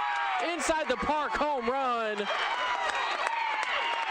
Musgrave. Hagen Reed. Musgrave is about pounding him. Those two. Oh my goodness. Now I've always said, Caden, and you know this, that I think the triple is the most exciting play in baseball. Well, you know what? An inside the park home run is pretty darn exciting. It is pretty darn exciting. I called it a little early as a home run. I thought it might have gone over the way that he was watching the ball, and he was facing the fence, but then it hit the bottom of the fence and rolled away from him. But one thing I love that Hagen was doing is that he was watching the ball, but he was sprinting. Mm-hmm. He knew where it was. Time. He was aware of where the ball was, but he was aware that he could outrun it. He didn't do a home run trot from home to first. I mean, he was downright sprinting. What an amazing, boy, this game's had some fireworks this half inning, man. Holy cow. Well, Hagen Reed, he gets a home run in an unconventional way. It wasn't an over-the-fence home run, but it was a home run nonetheless. Yeah, in the left center gap, too. Yeah, that's a tough More gap. towards center than left, but yeah, it's a deep. It's 390 down there? So 387 at center, but it's a deep left center, so it could be right around that 380 plus mark. Right. I mean, well hit to the gap. That's it. Going to put him on first base. They hit that 5-6 hole a couple of times now tonight. Thunder hitters have. And guess who's up to bat? We got the 6 and 7 hole hitters coming up who's kind of had fun tonight. 2 for 2. Center fielder number 7, Seth Wells. Let's just call it what it is right here, Mark. It's our rally stop 2-out rally for Desert Hills Thunder right now. Rally stop 2-out rally. 7-3 right now. Thunder have extended that lead here in the 4th inning. A little bit of a bunt. right to third. He's going to throw it over to first. It's there in time. He was a little bit more prepared for that one, Duarte was. He probably played about a foot, maybe a step or two in more so than last time, and he was ready for that and threw out Seth Wells by about a half a step. With that, we will head to a break. More when we come back here on the Fan Sports Network. It's 7-3. Desert Hills leads. First Ace Hardware is conveniently located in St. George on the corner of Bluff Street and St. George Boulevard with 30,000 square feet of lawn and garden, paint, tools, fabrics, sporting goods, and the most complete nut and bolt section in town. First General Store, the Big Ace store on Bluff and on Main in Cedar City. Hey, it's Sheldon Demke. Check out the latest episode of What's on the Menu, a behind-the-scenes tour of local restaurants. We'll see some of their favorite dishes and get an inside look on how these dishes are prepared. Check out this week's episode at stgeorgenews.com and click the shows on the menu tab. Adams Wealth Advisory is a financial planning firm that is combined with an investment firm to provide the best possible outcomes for our clients. I always believe if you're intentional with your financial plan, things are going to work out really well for you. Visit AdamsWealthAdvisors.com or call 752-1702 to schedule a time with an advisor today. This cheesesteak is so freshly grilled, you could still hear it sizzling. I can hear it too. Me too. Actually, it's the Cheesesteak? grill. Grilled right in front of you. It's a Jersey Mike's. Because home is who we are. Leading off for the Panthers, the pitcher, number 21. A lot of chatter going on here with the fans. A lot of fans still trying to just figure out what happened there in the top of the third, or top of the fourth inning, excuse me. Desert Hills still comes around, scores 2 runs, but an unconventional 2 outs put him into that 2-out rally mode. So kind of an interesting start here to the fourth inning. Now in the bottom of the fourth, Carson Archibald is up at the plate. Pass ball. Ball 2 here.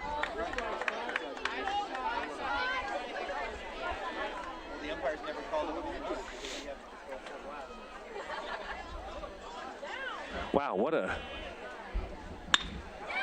It's well hit. Shallow center's going to drop in for a single. What a top of the fourth. If we have a bottom of the fourth that had that many fireworks, Caden, we are in for one tonight. We're in for sure. a treat, that's for sure. Now hitting the left fielder, number 13, Boston Higbee. Boston Higbee coming up. Hit a double his last at bat. So far so good with a 1-for-1 on the night.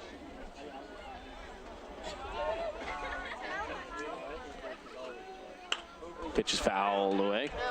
Over into the parking Watch out lot. for cars. Ooh, I think everyone's safe. I'm parked way too close. Are you? For comfort. Yeah, I got lucky in this one. But how close are you? I'm about right there. Oh, you are in foul ball territory. 100%. I parked in front of a sign that said, "You have foul balls at your own risk." I was like, dude, you have a newer vehicle. What are you doing? I got a crack in the window already. I'm not worried. Oh my goodness. Rookie mistake. Honestly, I parked here and I thought, I'll take my chances. I actually did walk quite a ways to get here. I know. Well, that's the problem because I potentially was parking 2 or 3 blocks away. Yeah. Count is even at 1-1. I parked up in the Main Street Insurance. Wow. Now Main Street Insurance has changed locations. I'm not parked out on Main Street, but it is Main Street Insurance. That would have been a little further walk than I feel would be necessary. I'd park there and call an Uber. I felt like I should have called an Uber anyways. Yeah. Such a long walk, but 2-1 count. Fun game here tonight. My goodness. Oh, yeah.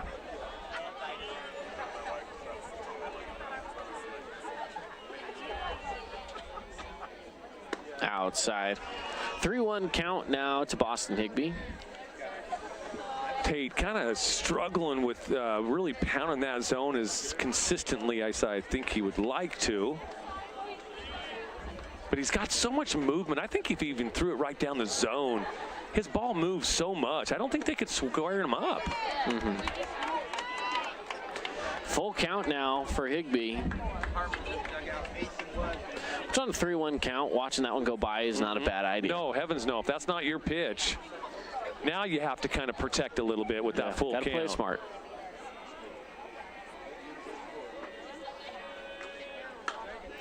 Pops it up. Left field coming in on it. And center calls him off and makes the grab. Yeah, good play by Seth Wells, calling off left fielder Cooper Clough and shortstop Cole DeCastro. They were all three out there. I sure do like Preston Christensen's walk-up music. The center fielder, number 11, Preston. Because there's some that I do not like, but this one I do like.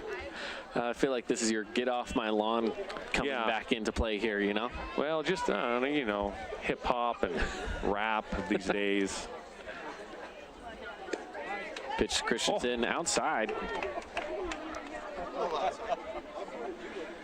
They must have caught the front corner of that plate.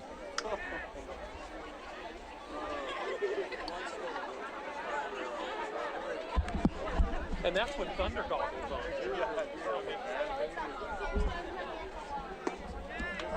That one in there. 1-1 count.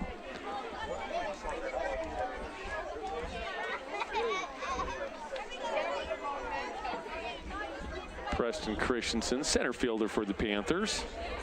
Made a few good plays tonight, too. Senior. It's inside, ball 2.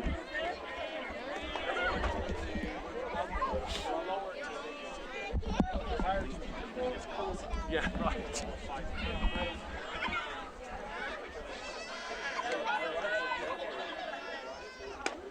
Well, outside, look for the pick. It's not there. 3-1 count.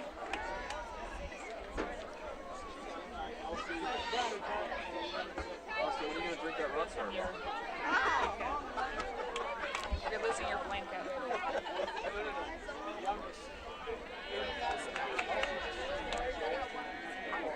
The pitch, low. Oh, never mind. He thought it was low. He started walking. Yeah, but, he did. Calling it a strike, so it'll. And Titan Tate kind of threw his palms up to the air like, dude, what, am I going to get that call? Yeah. Well, instead, it's a full count. Again, it was the low end of the zone right there.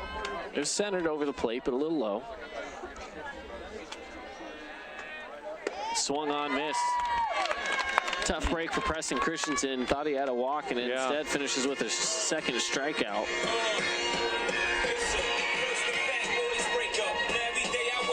Now, this is the kind of music you like, Mark. Yeah. Kyson Millen coming back up. This is his third at-bat here tonight.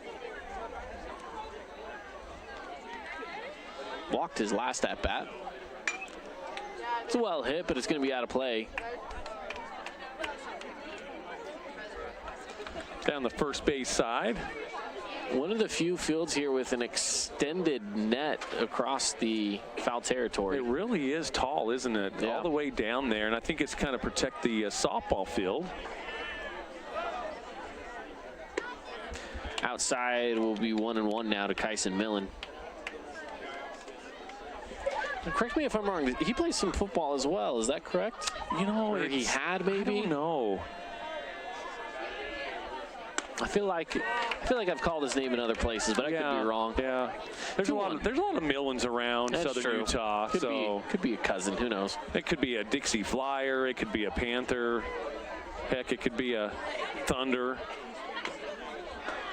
Blake Millen pitched for the Thunder for a few years. Now he's Utah Tech Trailblazer.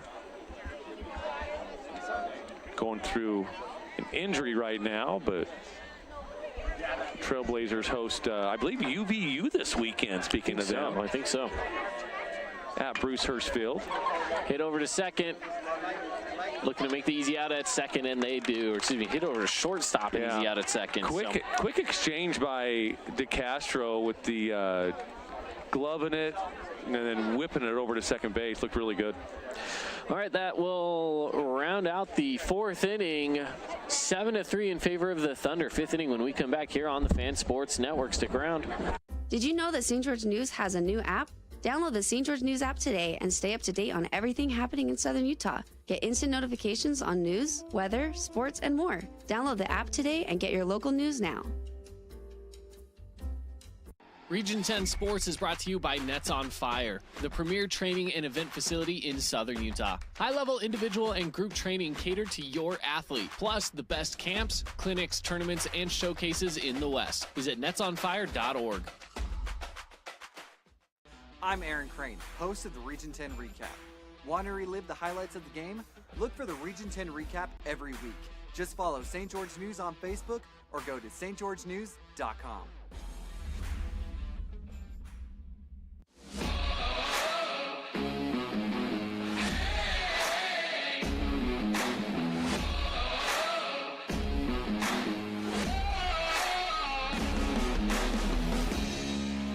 Equal Opportunity Lender. Mark, you're loving the music today, huh? I am. I think this good song selections. I think this PA announcer has my playlist that I play. So yeah, absolutely. He's played a few of mine that I play.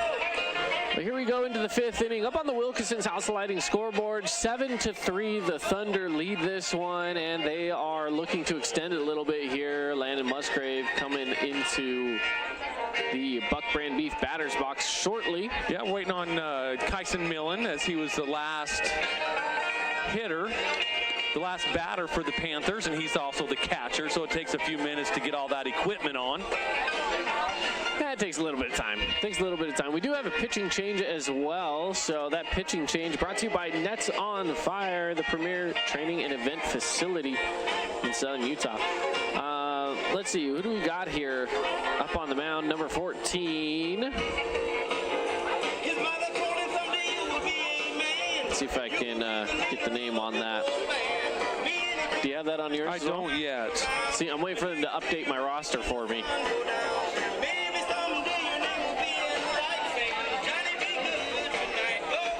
Which we should get that update shortly. But yeah, pitching change here, so no longer going to be facing off against Archibald.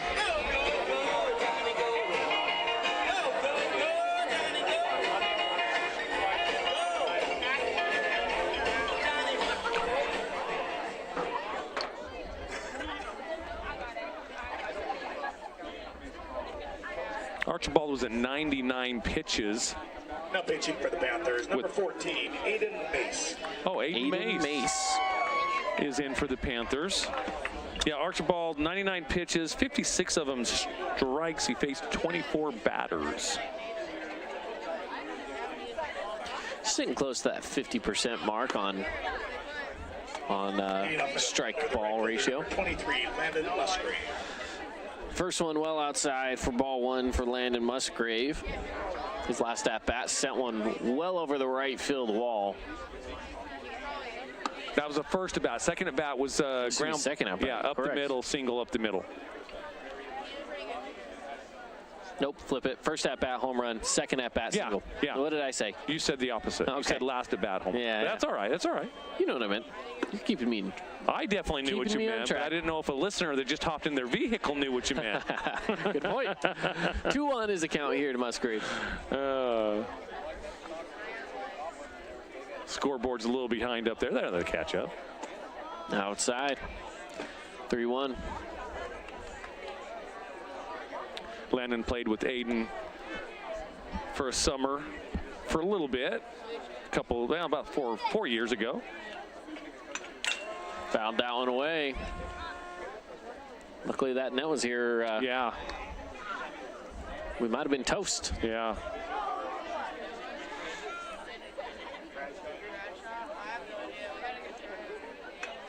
And another one. Same spot.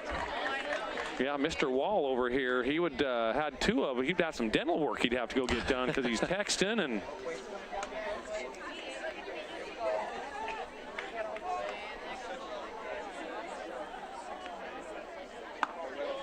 and walked. Works a walk. He's been on base all 3 times, all 3 at bats, so that's got to kind of feel good. Yeah, it's always nice to be able to, after you're at bat, to go stand on first instead of go make that walk back to the dugout. 7 up to the plate right now, Cooper Clough. He walked his first at bat. And in his second one, he hit that little blooper right back to the pitcher.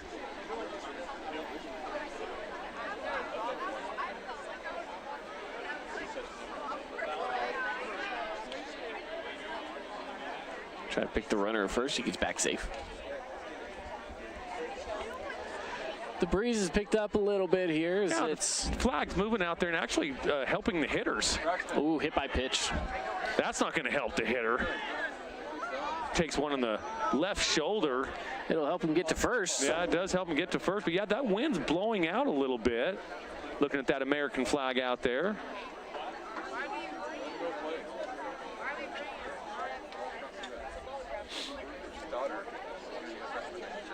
Slower paced game tonight. Sometimes we're getting close to wrapping things up around this time even, so. You know, there's been some slower. Well, we got started off a little bit late. That's true, 10 Apparently minutes late. The umpires weren't quite here and ready. I was wondering what we were waiting on. Yeah, that's what the text that I got. That's kind of what I heard. Yeah, they took a little extra time in warm-ups today. Maybe they probably had a park at Costco. That's probably what it was. Jeez. Pitch well inside again. He's losing that pitch He's trying inside. that breaking ball, but it's just not fully coming through for him. Yeah, losing that. If you're going to take one in the shoulder, take one of those off speeds, though, as a hitter. He has had a couple fastballs that got away from him. He hasn't been able to pull all the way through for a strike, but little high.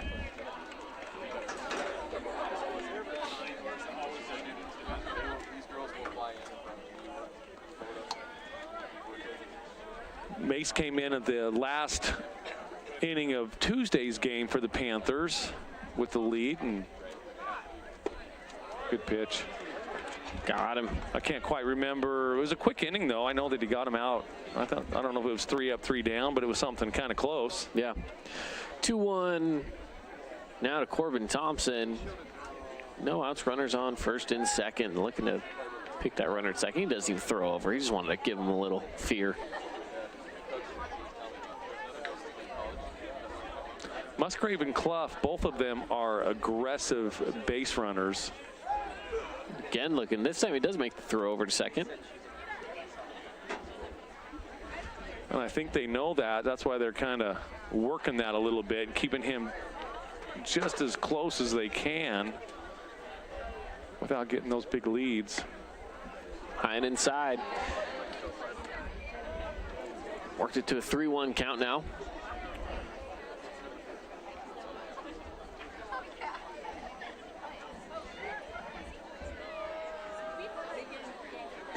And inside again.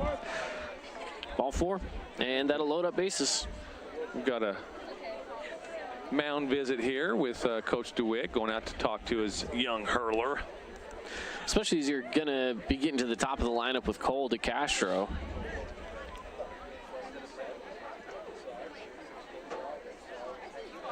And he's probably out there, hey, just, you know, I would be having the conversation of, hey, just work the zone. You know, especially with 2 runners on, now bases are loaded.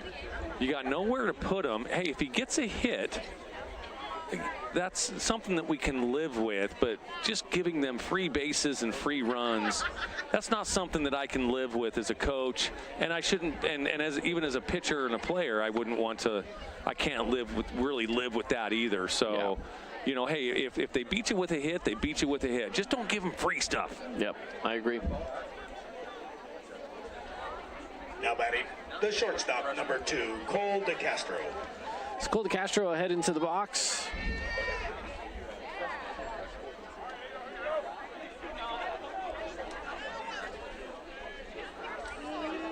Oh. Ooh, right up head level, and he had to duck out of that one for ball 1. Not what you want to see, especially right after the mound visit, too. A couple of Thunder players down there yelling, wear it. Yeah. Well, you don't want to wear it on the head. Stays a little too high. 2-0. Yeah, 2-0. And now if I'm DeCastro right here, I'm looking for a fastball right down the middle. He does not want to go 3-0. This could be one of the best pitches to hit right here. Well, and he took a little bit of a late swing at it. Especially with no outs, bases loaded. Just play it comfortable right now if you're the batter. 2-2. Fastball inside corner for a strike.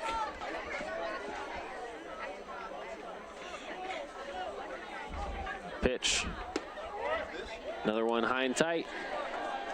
Full count. Yeah, he's worked the count full. Took a big hack at that first strike. Watch the second strike. And the pitch, well thrown right over to second. Look for the double play. Got the double play, and 1 run will score. Little insurance run there for the Thunder. I'm sure they wanted more than that, but they'll take the 1 and they'll move on. And Clough down there at third now. So they've still got a runner in scoring position. They'd like to get 1 more at least.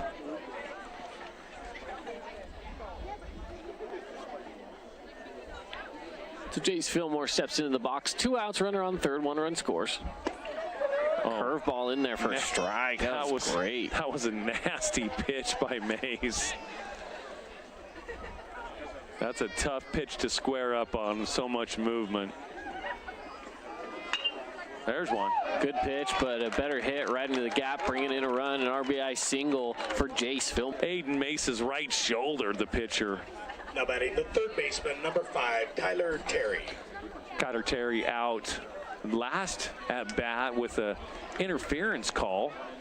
Same with Jace Fillmore, so glad that Jace was able to get away with it there and not have any issues, but then again, didn't have anybody trying to run from first to second.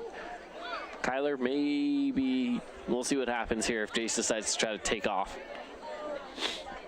First pitch is high for ball 1. Again, Kyler Terry, he is due for a big hit. Another one high.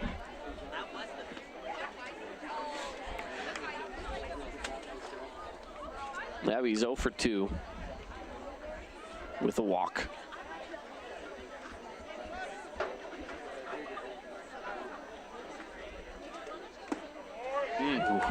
Put a lot of power into that swing, but no contact. 2-1. Yeah, big swing by the big third baseman, but Mace kind of pulled the string on that pitch, and that ball just fell in the zone.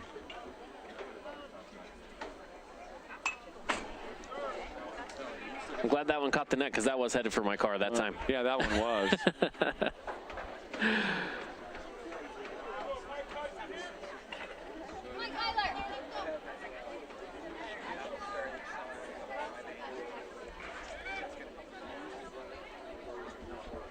2-2 count, 2 outs.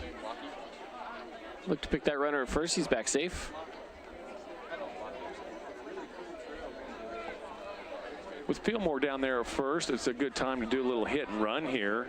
If Kyler can put the ball into play, which he does. Had that been fair, that might be Gonzo. Yeah. That one, you said he's due for one, and he tried proving it right there, but about 40 feet foul. Yep. By the way, that ball's still in the air. Yeah. Oh, curveball.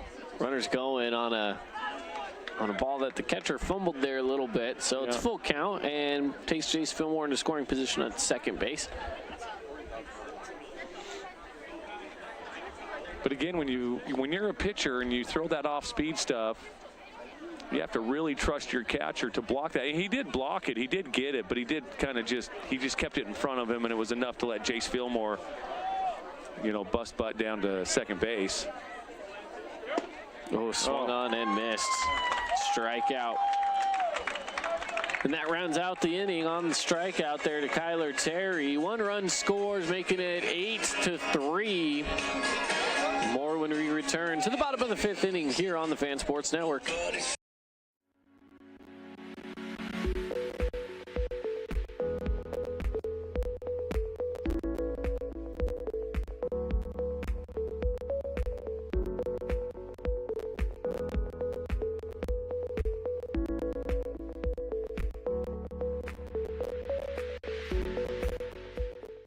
We are Utah's financial outfitter, and we're here when it's time for your business to climb higher. Cache Valley Bank, mountains await. Member FDIC, equal housing lender.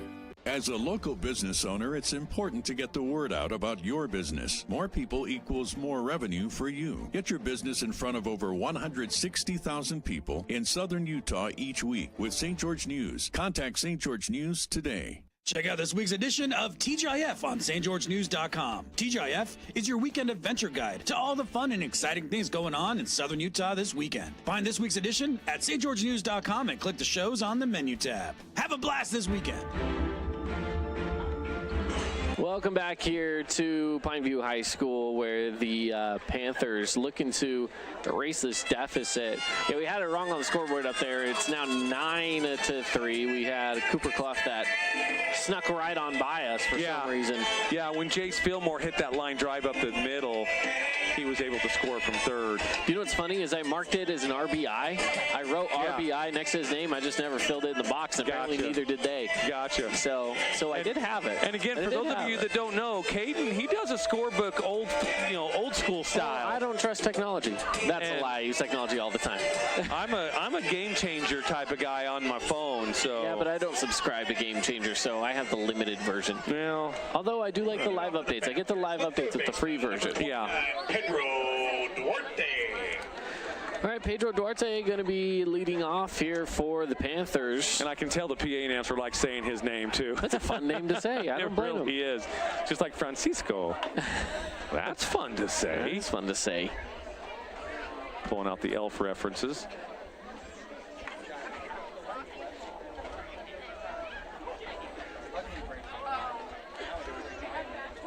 I've been impressed with Duarte here, though.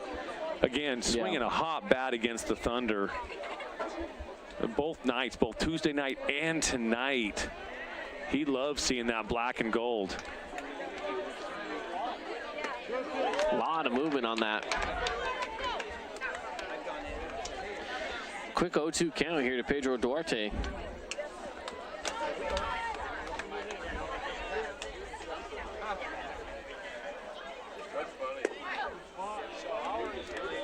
And that one a little low outside. It's a 1-2 count.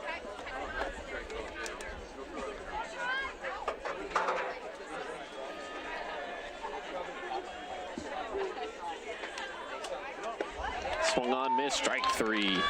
Good pitch by Tate. Now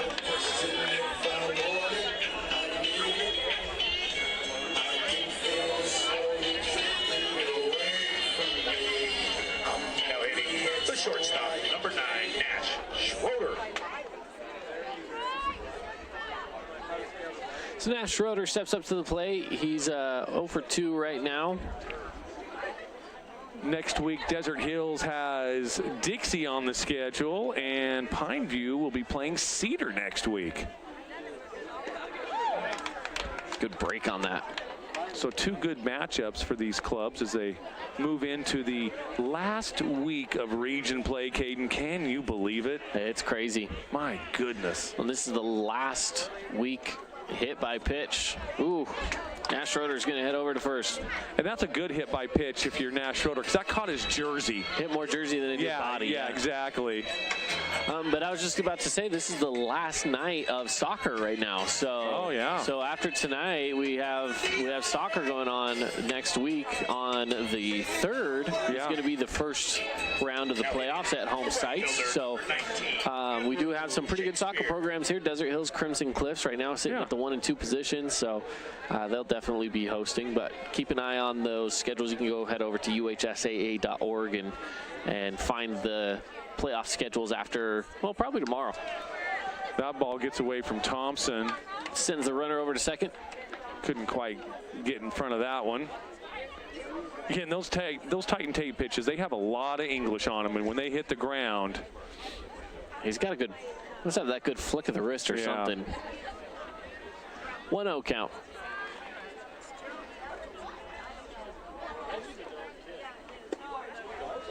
Inside, make it a 2-0 count here to Andrew Shakespeare. Andrew Shakespeare had some big hits against the Thunder on Tuesday night as well. In that 6-4, I think it was, win. 6-3. Another one of those pitches that It broke right there, but stayed just outside the zone for the umpire's liking. 3-0. And got a strike in there. 3-1. Yeah, it was actually 6-4 Pineview on Tuesday. And I know Shakespeare had a couple of really good hits along with Duarte. Those two kind of took care of business on Tuesday.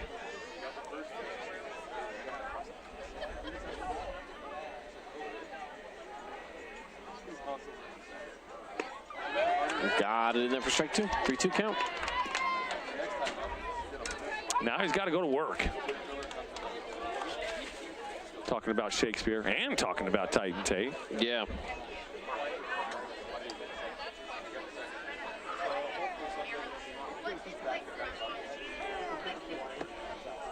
Batter takes time. A full count. 1 out. No runner on second.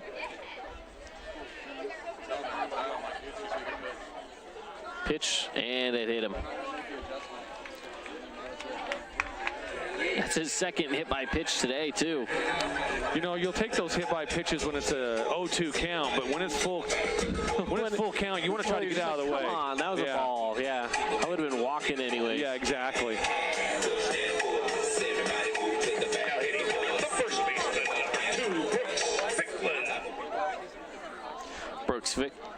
Brooks Ficklin coming up.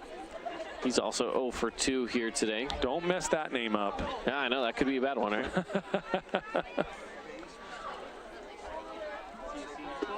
Good pitch. Right in there for a strike for Brooks Ficklin at an 0-1 count now. Start things off. 1 out, 2 runners on, 1 on first, 1 on second.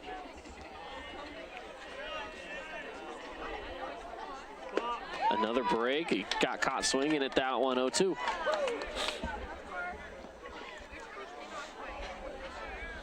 Titan Tate trying to work out of some trouble here.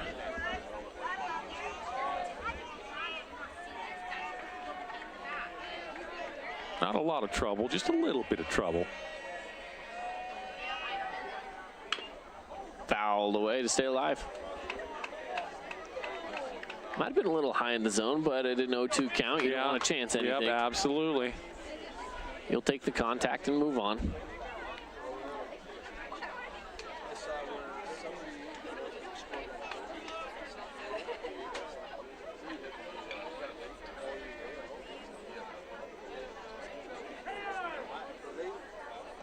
Batter takes time out. 0-2 count.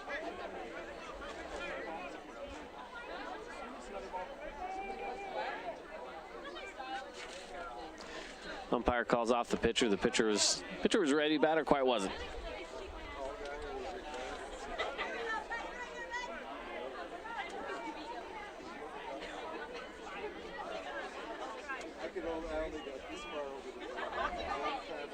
Pitch is outside. Oh. They make the throw to second. The ball gets away, but able to stop it from rolling too far out of the way. So the runners stay. And it's a 1-2 count now to Ficklin. So Tate's at 91 pitches. It looks like Kaysen Turner heading down to the Thunder bullpen to get warmed up.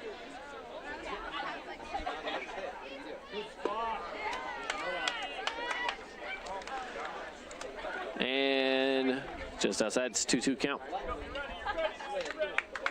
Sometimes that's a strike and sometimes it's not.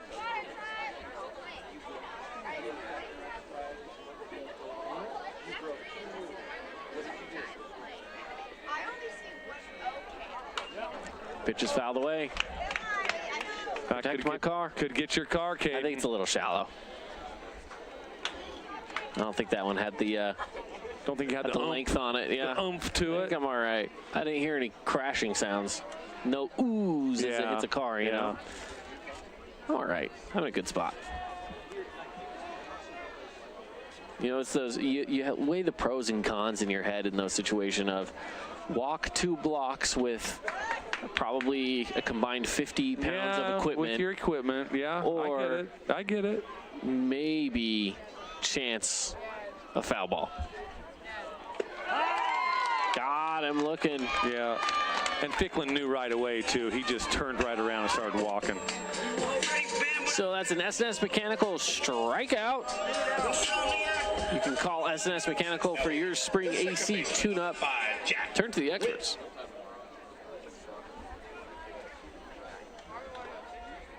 Jack DeWitt now stepping into the batter's box. Boy, the Thunder would love to see Tate finish this inning. Good first pitch, a little low. It's been down in the zone.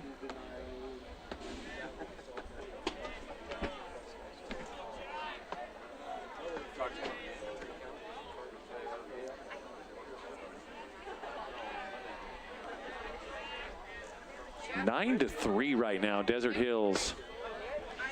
Inside 2-0. Up on the Panthers. Now we're outside of the 10-run territory. We're going to be headed to a 6th inning. Unless the Panthers somehow do it. But yeah.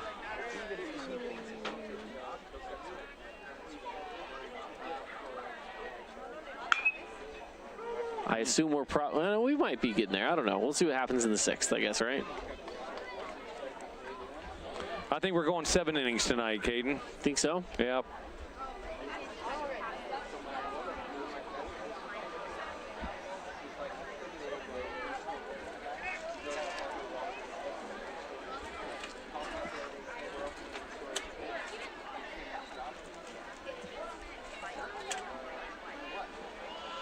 Two-one count, 2 outs, runners on first and second. Here's the pitch. Good pitch. Working that outside corner.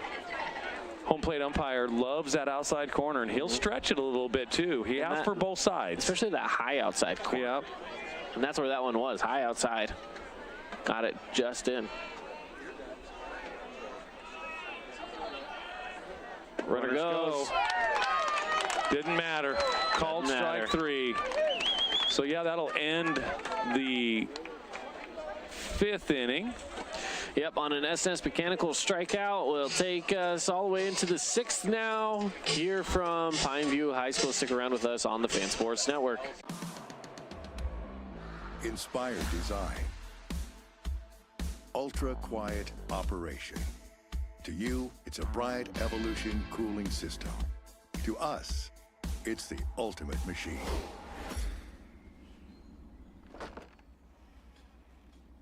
All set. For the dealer nearest you, visit Bryant.com. First Ace Hardware is conveniently located in St. George on the corner of Bluff Street and St. George Boulevard with 30,000 square feet of lawn and garden, paint, tools, fabrics, sporting goods, and the most complete nut and bolt section in town. First General Store, the Big Ace store on Bluff and on Main in Cedar City. Hey, it's Sheldon Demke. Check out the latest episode of What's on the Menu, a behind-the-scenes tour of local restaurants. We'll see some of their favorite dishes and get an inside look on how these dishes are prepared. Check out this week's episode at stgeorgenews.com and click the shows on the menu Don't forget, tab. with every wash, get 10 cents off for gas at Fabulous Freddy's.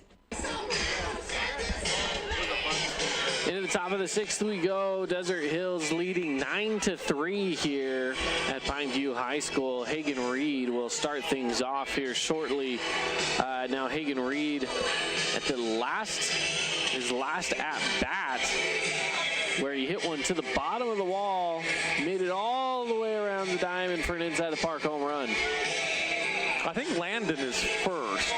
Seth Wells ended the inning, so Landon actually should be the one coming up. Let's see, I have Kyler Terry ending the inning. Unless that's incorrect. I could be wrong. Well, you were wrong with the score, Caden. Well, Hagen's right there. Hagen's right there, so I guess we'll see who's right. True. So you had Kyler with a strikeout. Seth ended the inning before. Yeah. Hagen is the 4 or the 5 spot. Wow, what does a paper book get me? Oh boy, here we go. Mark, right, you got me on this one. You're giving it to me for not using, or for always using the paper book, but it saved me here. Bowall's on deck, so. Yep, Hagen Reed coming up. We both love to be right. We really do. We really do. There's no question about it. Oh boy, here we go. Hagen Reed. 9-3, Desert Hills. Inside pitch, ball one. 9:40 right now is the time here. Top of the 6th. 2 hours now since we started this game. Oh, it's well hit. It's going to fall in. Should be an easy single, maybe a double. He bobbled it out there. It's going to be single on an error. Yeah, single and then E7 on the left fielder. It's going to get Hagen Reed over to second base. Yeah, hard hit. Nice, nice solid line drive over to the third baseman's head. Now batting, the designated hitter, number 3, Bo Wall. 102.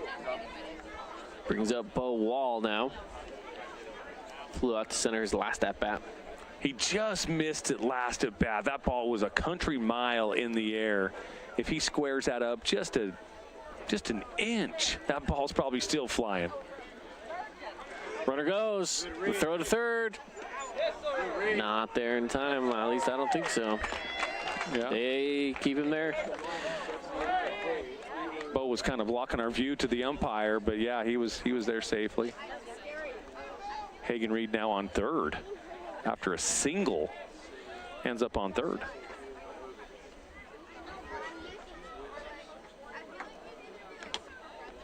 Oh, that got him. Another hit by pitch. Yeah, that got him. Looked like he just nicked the helmet and then it kind of came off and got him a little bit. Got him in the shoulder, yeah. That is now 2 from this pitcher. Aiden Mace just kind of struggling with the location a little bit. Now batting, the center fielder, number 7, Seth Wells. So Seth Wells now steps up. Catcher goes out to meet with the pitcher for a little bit.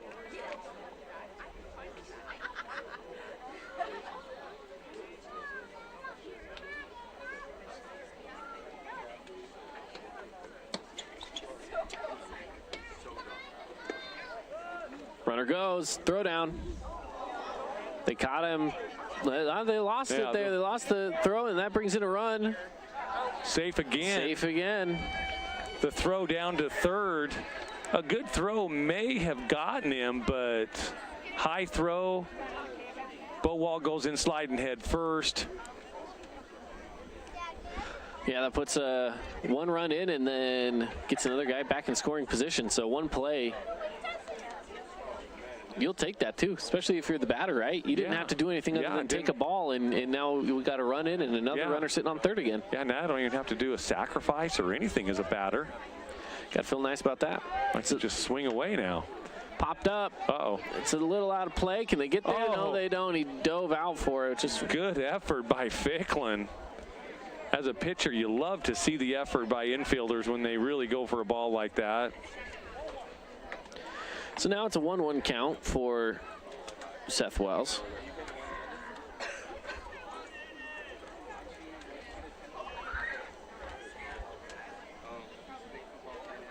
(10-3) again is the score now. Here's the pitch. Centered up a little low. It's going to be a 2-1 count. Started in the zone, and then it just kind of fell off the table, and Seth Wells didn't chase. Good discipline by the center fielder hitter. Foul away. 2 apiece.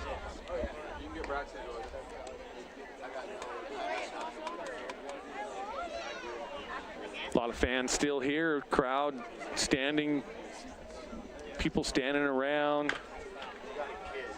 Foul the way to stay alive. Oh, the hands of Coach Cave have failed him. Middle infielder for Gonzaga back in the early 2000s.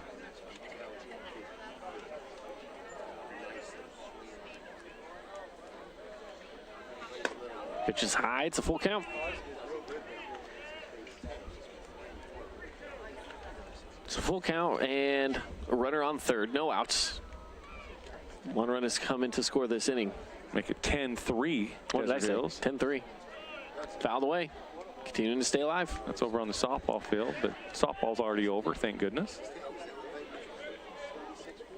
Desert Hills, I believe, got the win over there, Lady Thunder.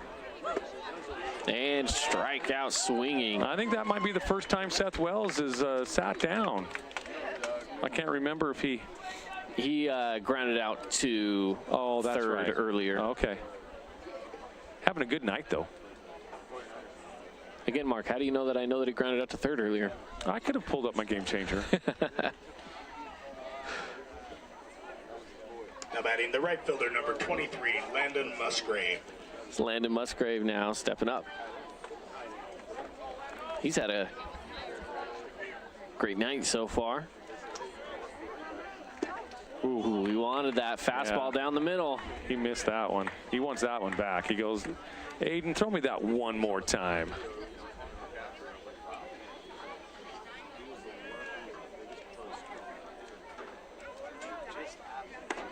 Outside. He goes, nope, I'm going to try to get you to chase one, but he doesn't. I think the scoreboard's wrong up there. I think it's a 1-1 count. Did I miss a pitch? You did. You missed the very first one. I was looking down. I was looking down, marking something. Yeah. Just want to make sure we're right. Inside corner ball just missed. So we get a 3-1 count, shall we?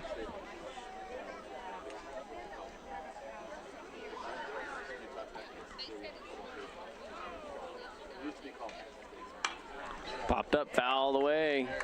Way back there. Full count now. Second full count faced here for this pitcher. And that's tough, too, because now you're throwing a lot of pitches. And it's outside, ball 4.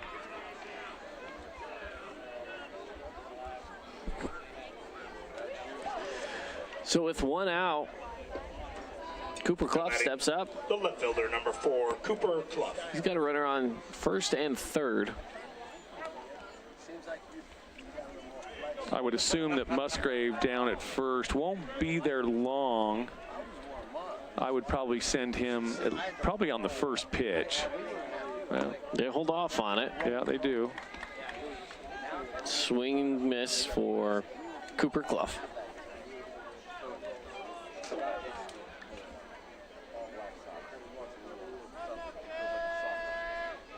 Runner goes.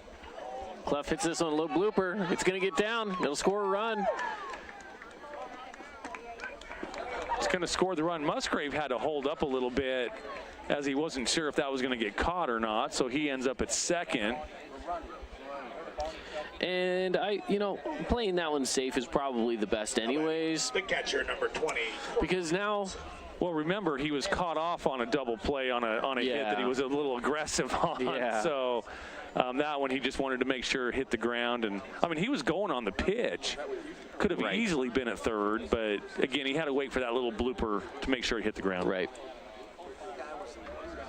With it being 11-3 right now, we talked about potentially having that. Woo! That knocked a couple of bugs off the net. One landed right on my shoulder. There were some bugs on the net that I noticed earlier. Like one was a beetle and another one. Yeah, I hit me in the shoulder and I flicked it off. Luckily, I'm not scared of bugs. You guys would have heard some not so great language from me. As long as there's no bees around, you won't hear me screaming like a girl either. It was just a little beetle. It's all right. It's harmless. If you get a bee flying around me, then I put on quite a little show. I don't like bees either. We had some bees on the golf course on Monday that were chasing us around. Oh, for real? Yeah. That's not funny. So much me, but the pro golfer we were with out at the Copper Rock Championship. Oh, no kidding. Chasing her around a little bit. Maddie McCrary. Yeah. Copper Rock Championship final round tomorrow. Swung on, missed. So 1-2 count now to Corbin Thompson. 1 out, runner on first and second. 11-3.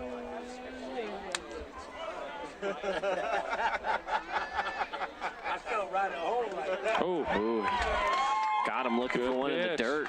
Good pitch by Aiden Mace. It's an SNS mechanical strikeout. Second one of the inning. So you'll take that when you're 2 outs or strikeouts. You got to feel good about that, but. See what Cole DeCastro can do here, heading back to the top of the lineup in the 6th inning. Cole hasn't squared one up yet today. He's been on with a walk. That's low and inside. Ball one. He's 0 for 3 with a walk, so he's anxious right now. He'd like to get a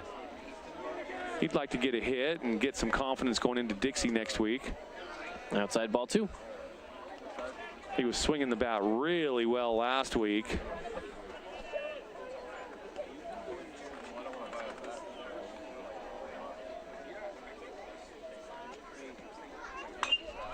Unfouled away. That's car territory right there. That's Caden's car territory out there. Not my car territory, just someone's car territory. I'm safe. Okay.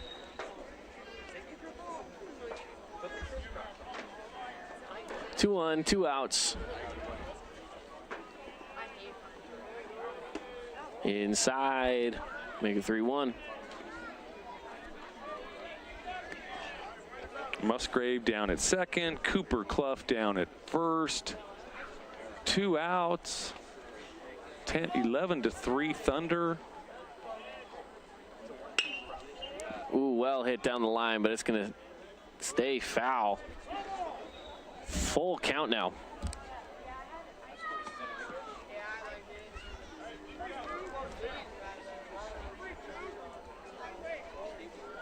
Nicole DeCastro, he had an RBI his last at-bat. It's the at-bat before that, walked, came around to score. He's having a decent night. That one through the gap. It'll bring in 1 run, maybe 2. They're sending him through. It's going to be a double. He's going for 3. Can he get there? Down. And safe. A triple for Cole DeCastro. Bang, bang play there at third base. He goes in sliding head first. And the swipe of the tag came right away as well. Bang, bang play. In fact, the third baseman, Duarte, actually showed the umpire that he had the ball in the glove, and the umpire still made the safe signal. But yeah, bang, bang play down there. And I do think that was the right call. Well, I'm glad you think that too, because some people think that I have Thunder goggles on, even though I thought it was safe as well. Hey, if anyone's indifferent here, it's me. That's for sure. Absolutely, it's for sure. I understand you're part of the Thunder family, but that doesn't mean that I try my hardest to be impartial, though. I really do. I do think you do a good job. It's tough sometimes, though. Ooh, good pitch. Yeah. Had some good movement on it, too. Really good pitch by Mace.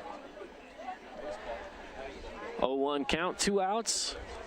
We're sitting at that 10-run territory right now. Yeah, we were. I didn't know if we were going to get that. I kind of was expecting 7 innings, and obviously the Panthers will still have that opportunity.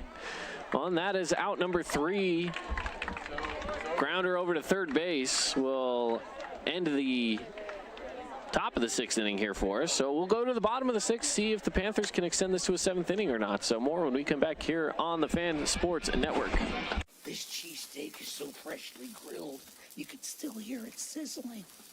I can hear it too. Me too. Actually, it's the Cheesesteak? grill. Grilled right in front of you. It's a Jersey Mike's thing. Region 10 Sports is brought to you by Nets on Fire, the premier training and event facility in Southern Utah. High-level individual and group training catered to your athlete, plus the best camps, clinics, tournaments, and showcases in the West. Visit netsonfire.org. I'm Aaron Crane, host of the Region 10 Recap. Want to relive the highlights of the game? Look for the Region 10 Recap every week. Just follow St. George News on Facebook or go to stgeorgenews.com.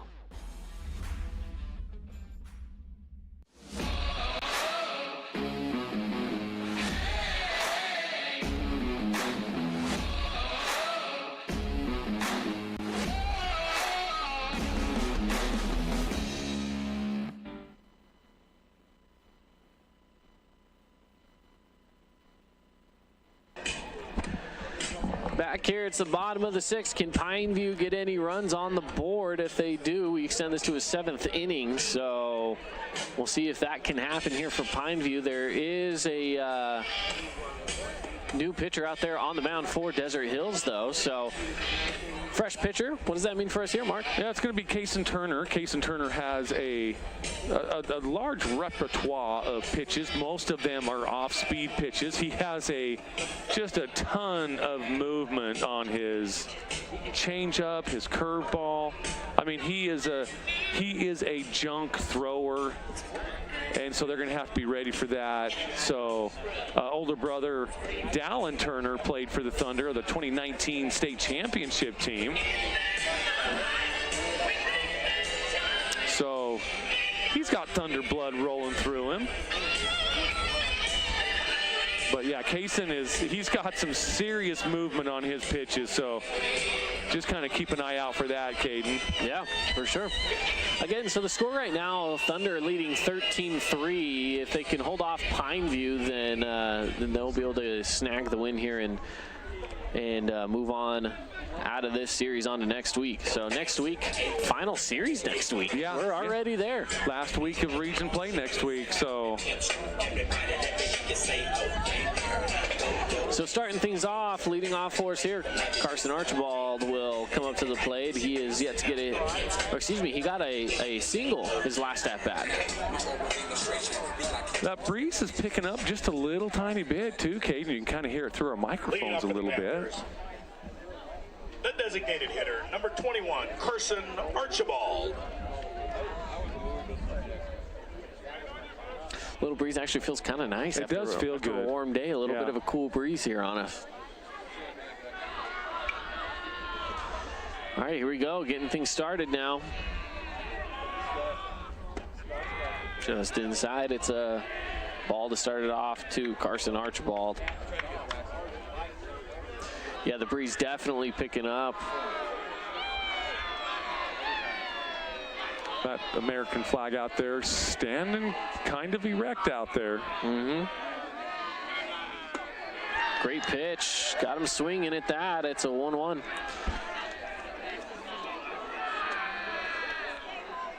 The dugout's getting loud and rowdy. They want this game to be over as well over here, trying to pump up their pitcher, psych out the batter. Maybe a little bit of both. Got him on the outside. Yeah, it's 1-2. Kaysen Turner throwing the fastballs here. I think that's kind of catching him off guard. It's kind of catching me off guard, I'll tell you that.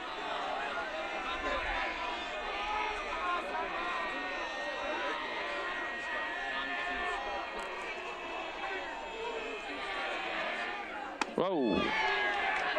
Trying to get him to chase a little bit. That's a little bit too far outside. Yeah, a little bit.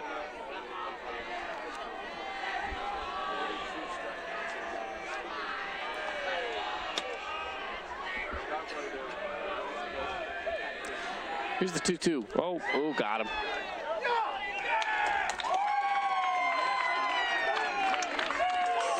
Hit by pitch, puts him on first. Yeah, 2-2 count. You don't want to go to that far inside.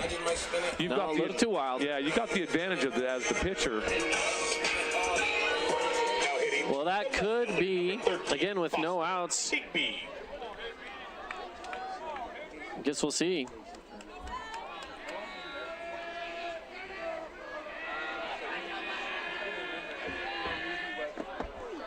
Another hit by pitch, 2 in a row.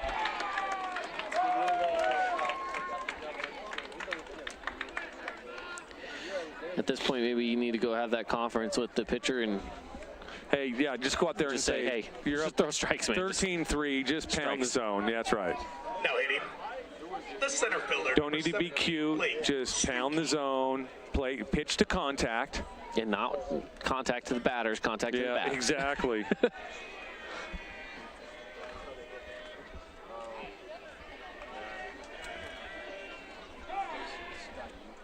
Time taken, the catcher does want to go out there and have that conference real quick.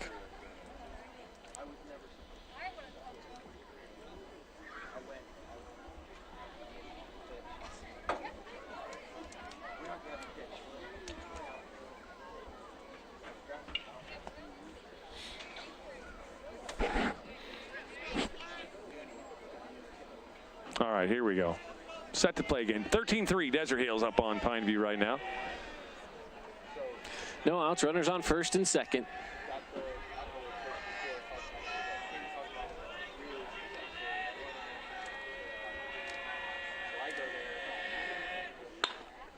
Pitch, hit to short. Should be a double play ball here.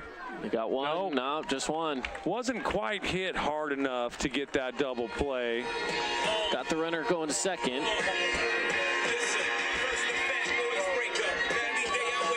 Kason Turner's going to look for another ground ball here to maybe get him out of the inning. Now hitting the catcher, number 25, Kyson Millen. Back to the top of the lineup here with Kyson Millen. One out, runner on third and first. Again, this is that situation where that runner on first, go for it to try to get that run in. Looked at picking off the runner at first instead, which maybe is a smart move. That runner is thinking second. He's not thinking go back to first. Yeah.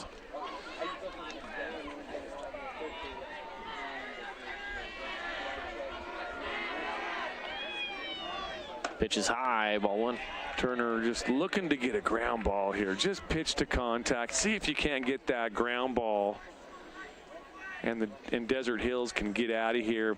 If the Panthers can push that run from third across, we're going to go another inning. And you never know what can happen. You never know.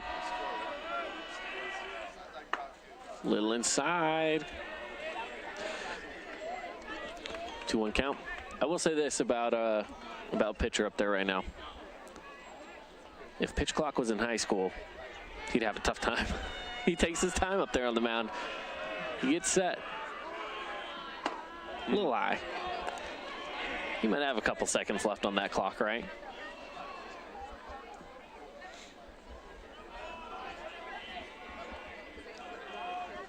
.3-0 count. One out.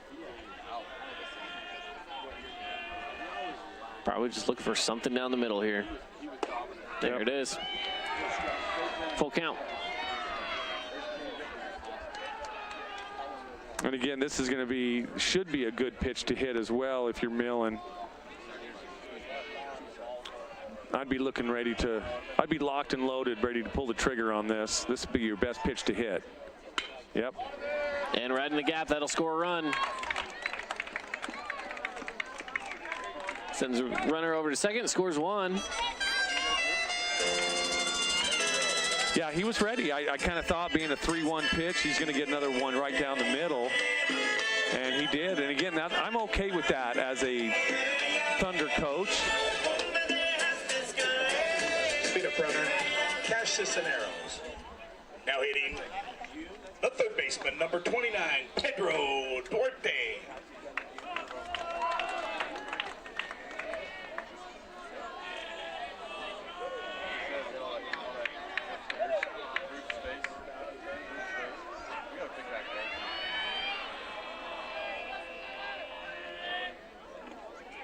Nice block by the catcher. Yeah, ball in the dirt. You gotta keep that from rolling away too. Yeah. And it was a really good move there by Corey. So 1-0 count, one out. 3-4 the score.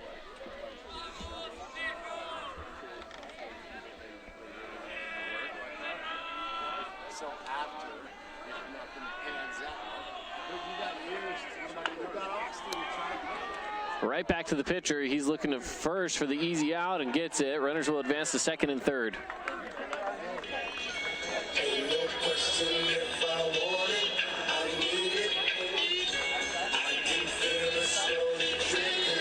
So Pineview trying to see if they can rally here. If they do, it'll be another rally stop, 2-out rally. Number 9, Nash Schroeder.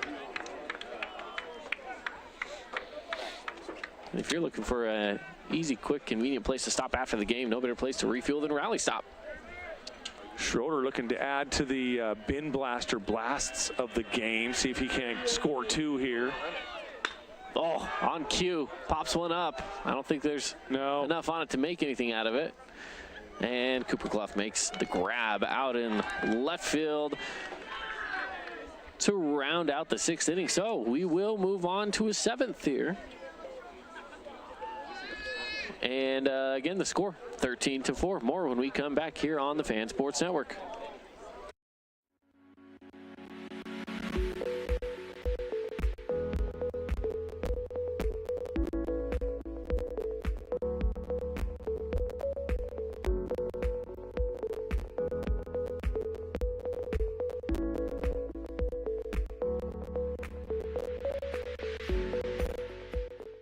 We are Utah's financial outfitter, and we're here when it's time for your business to climb higher. Cache Valley Bank, mountains await. Member FDIC, equal housing lender.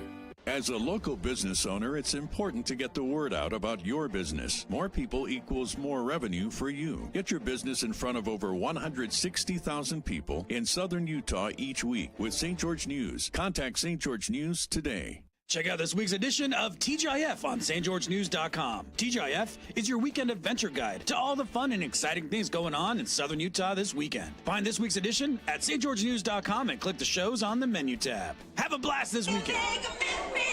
Welcome back here to Pineview High School, where Panthers trying to make some sort of a comeback here in the sixth. They were able to keep it from going to a 10-run rule, getting 1 run on the board, but it is now the 7th. Can they hold off a little bit longer? Let's find out as we reach that point in the lineup right now. It's a tough spot in the lineup to face with Kyler Terry, Hagen Reed, and Bo Wall. So, yeah, definitely a tough place to be right now, Mark. Yeah, for sure, but we are going 7, just kind of what I thought. And I thought for a second there we might get 6, but the second those 2 hit by pitches happened, I was like, nope, one of those guys is bound to come around. And they did. They did. We do have a new pitcher out there. This pitching change brought to you by Nets on Fire. I'm not sure who do we have a name out there yet? I don't know yet. Oh, it's Duarte. Oh, they do have Pedro Duarte out there. Yeah. Looks like third base now is Archibald. Yep. Good eye there.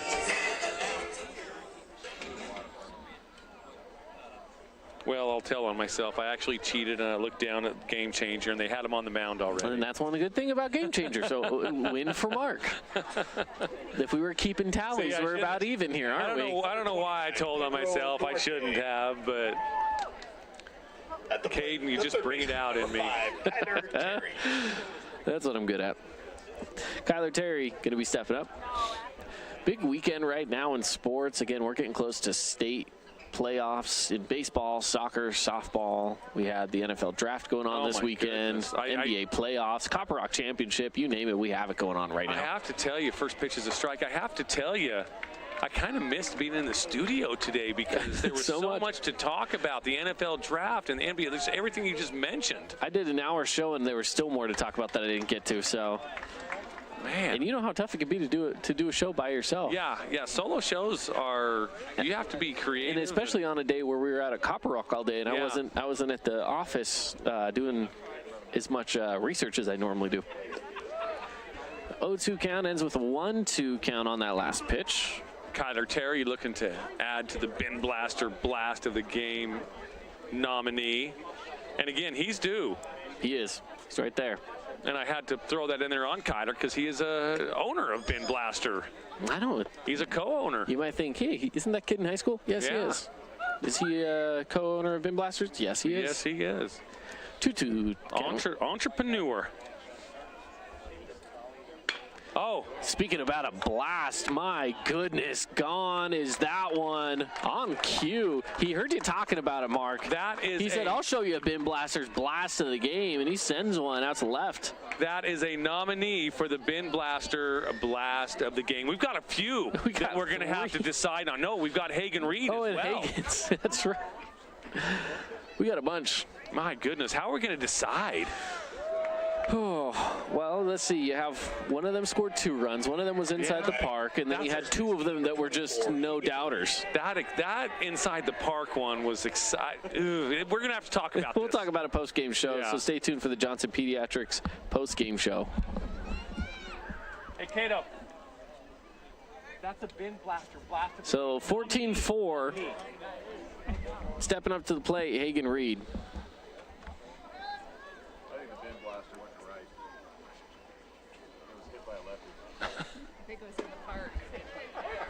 Got it in there for strike one. This is more exciting.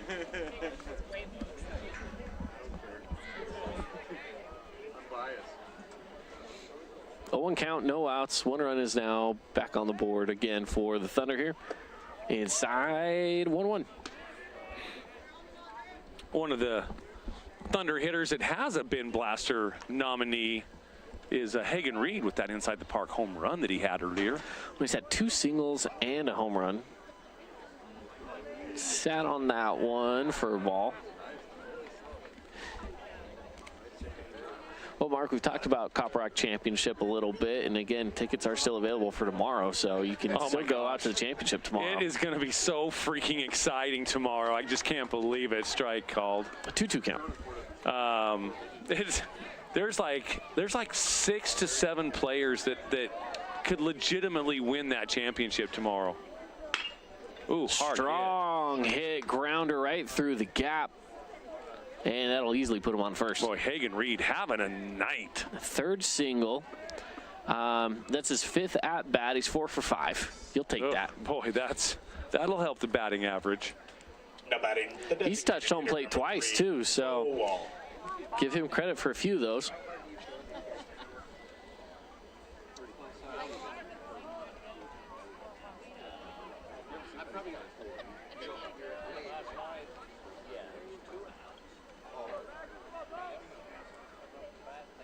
Whoa. Pitch gets away.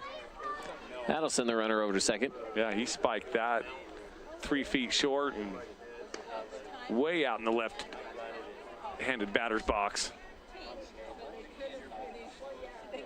Millen had no chance of getting that one. Not at all.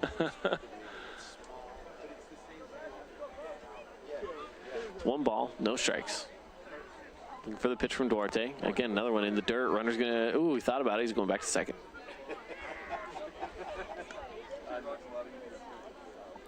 Last at bat, but Wall was hit by the pitch. Came all the way back around to score. That's right.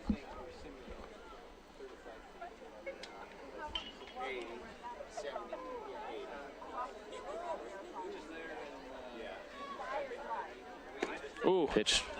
Ooh. He's anxious. He wants to get a hit. You know, when I broadcast with Keith, you know what he calls that?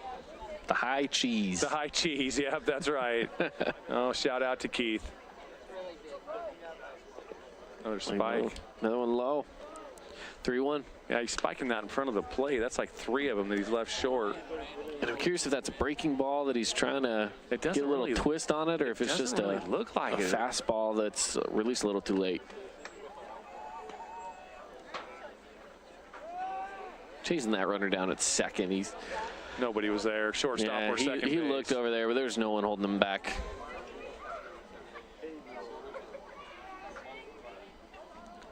Well, a little bit of the crowd is dissipated here. Whoa. Ball 4. I don't know how Millen caught that. Well, I don't know. That was well out. So far outside. I don't know how he got his body and his glove over there to catch that. That was crazy. It certainly saved Hagen Reed from advancing to third, keeps him at second. So yeah, a lot of the crowd is kind of dissipated here a little bit, especially on the Pineview side.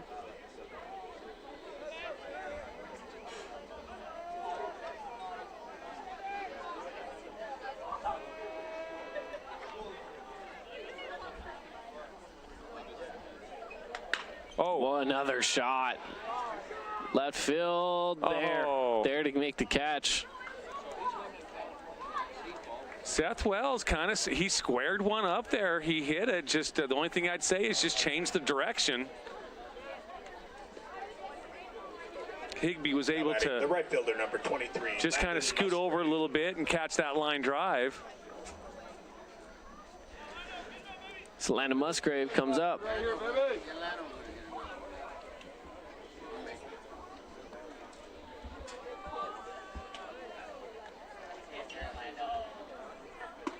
Pitch inside. He had turned on that one, but it didn't quite need to. Just inside. Landon 2 for 2 with 2 walks. Been on base all 4 times.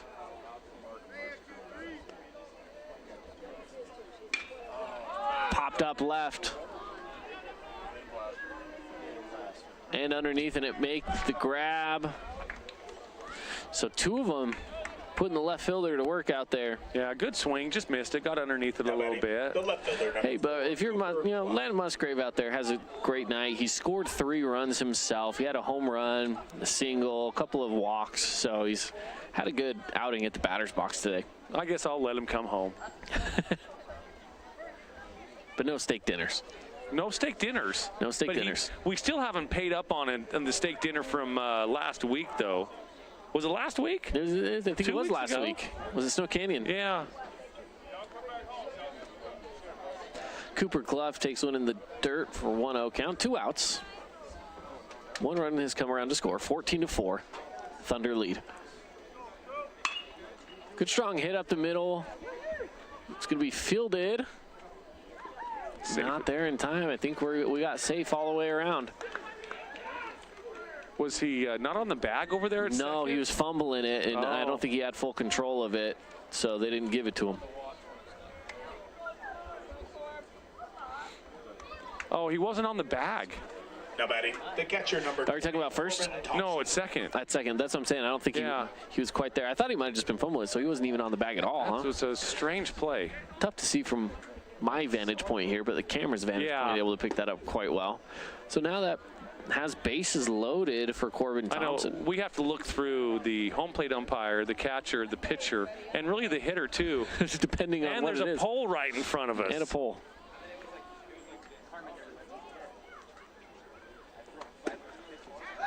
Back, oh that's going to send in a run. Millen airmails one past over the first base. That's going to send in 2 runs. Gets all the way down into the corner. My goodness. Yikes. In on 2 outs, already down by 10. Tough position to be in. So Cooper Clough makes his way over to third. And that was a called strike on that. So it's an 0-2 count. Yeah, right now if you're Pineview, just stop it with 16-4. Stop it right here with a strikeout on an 0-2 count, right?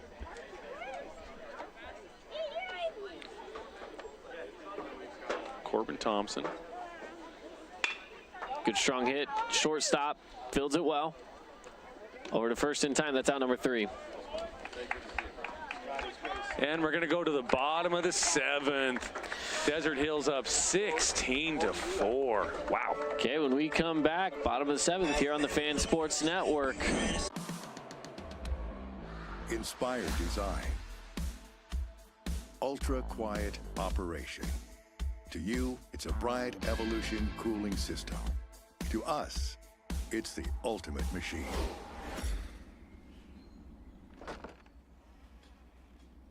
All set. For the dealer nearest you, visit Bryant.com.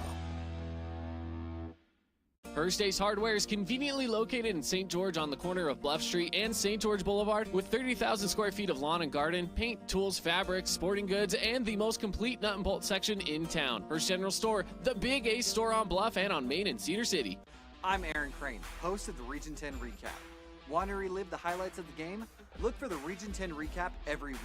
Just follow St. George News on Facebook or go to stgeorgenews.com. Grill. Grill right in front of you. It's a Jersey Mike's thing.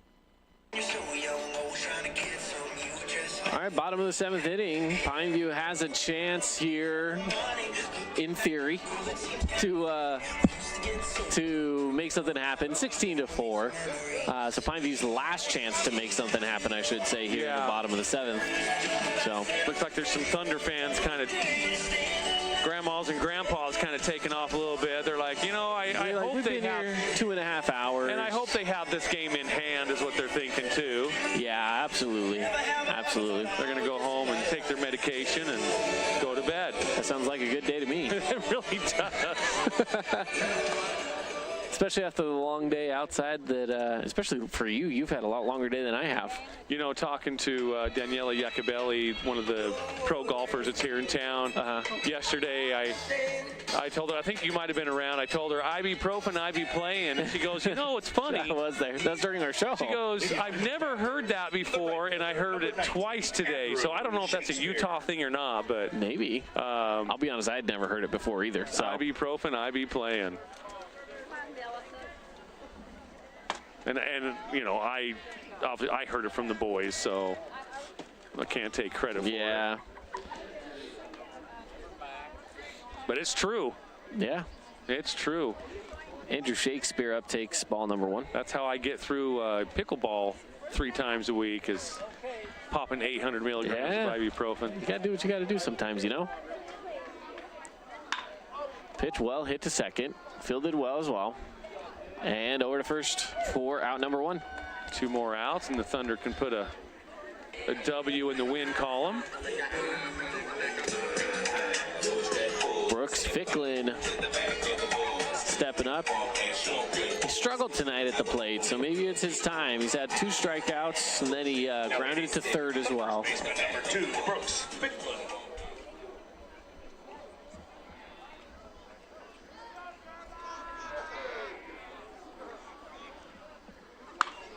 First pitch hit well. It's heading down the left field line, and it's caught. Yeah.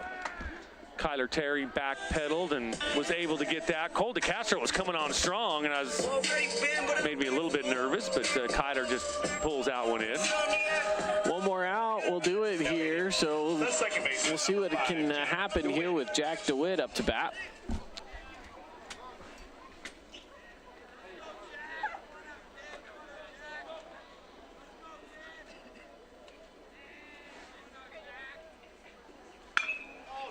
Hit into center. This one should be caught. Should do it. And it is. That rounds it out.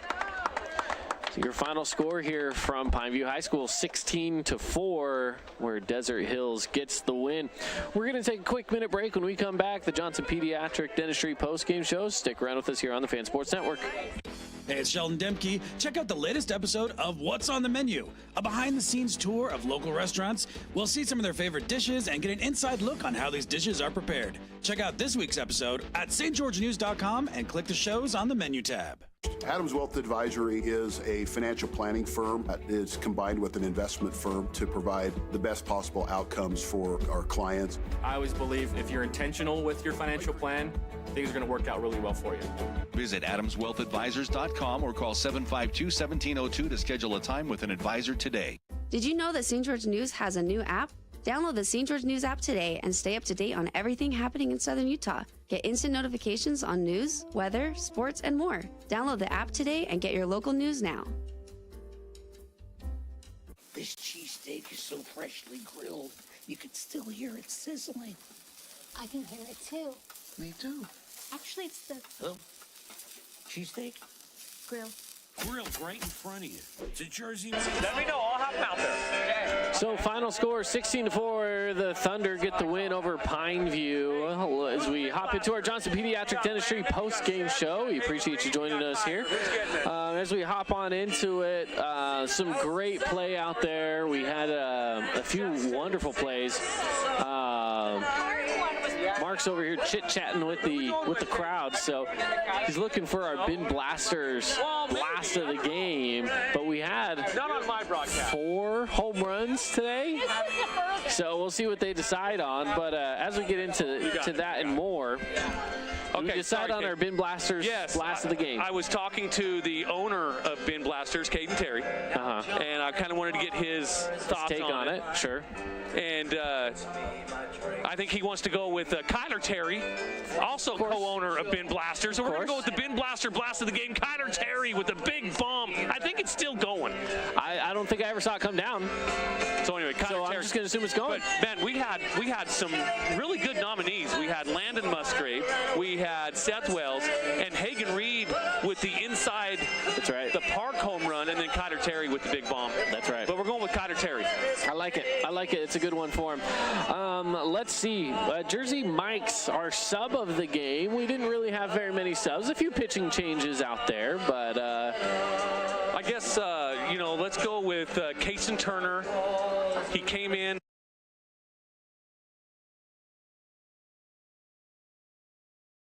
Kason Turner on that.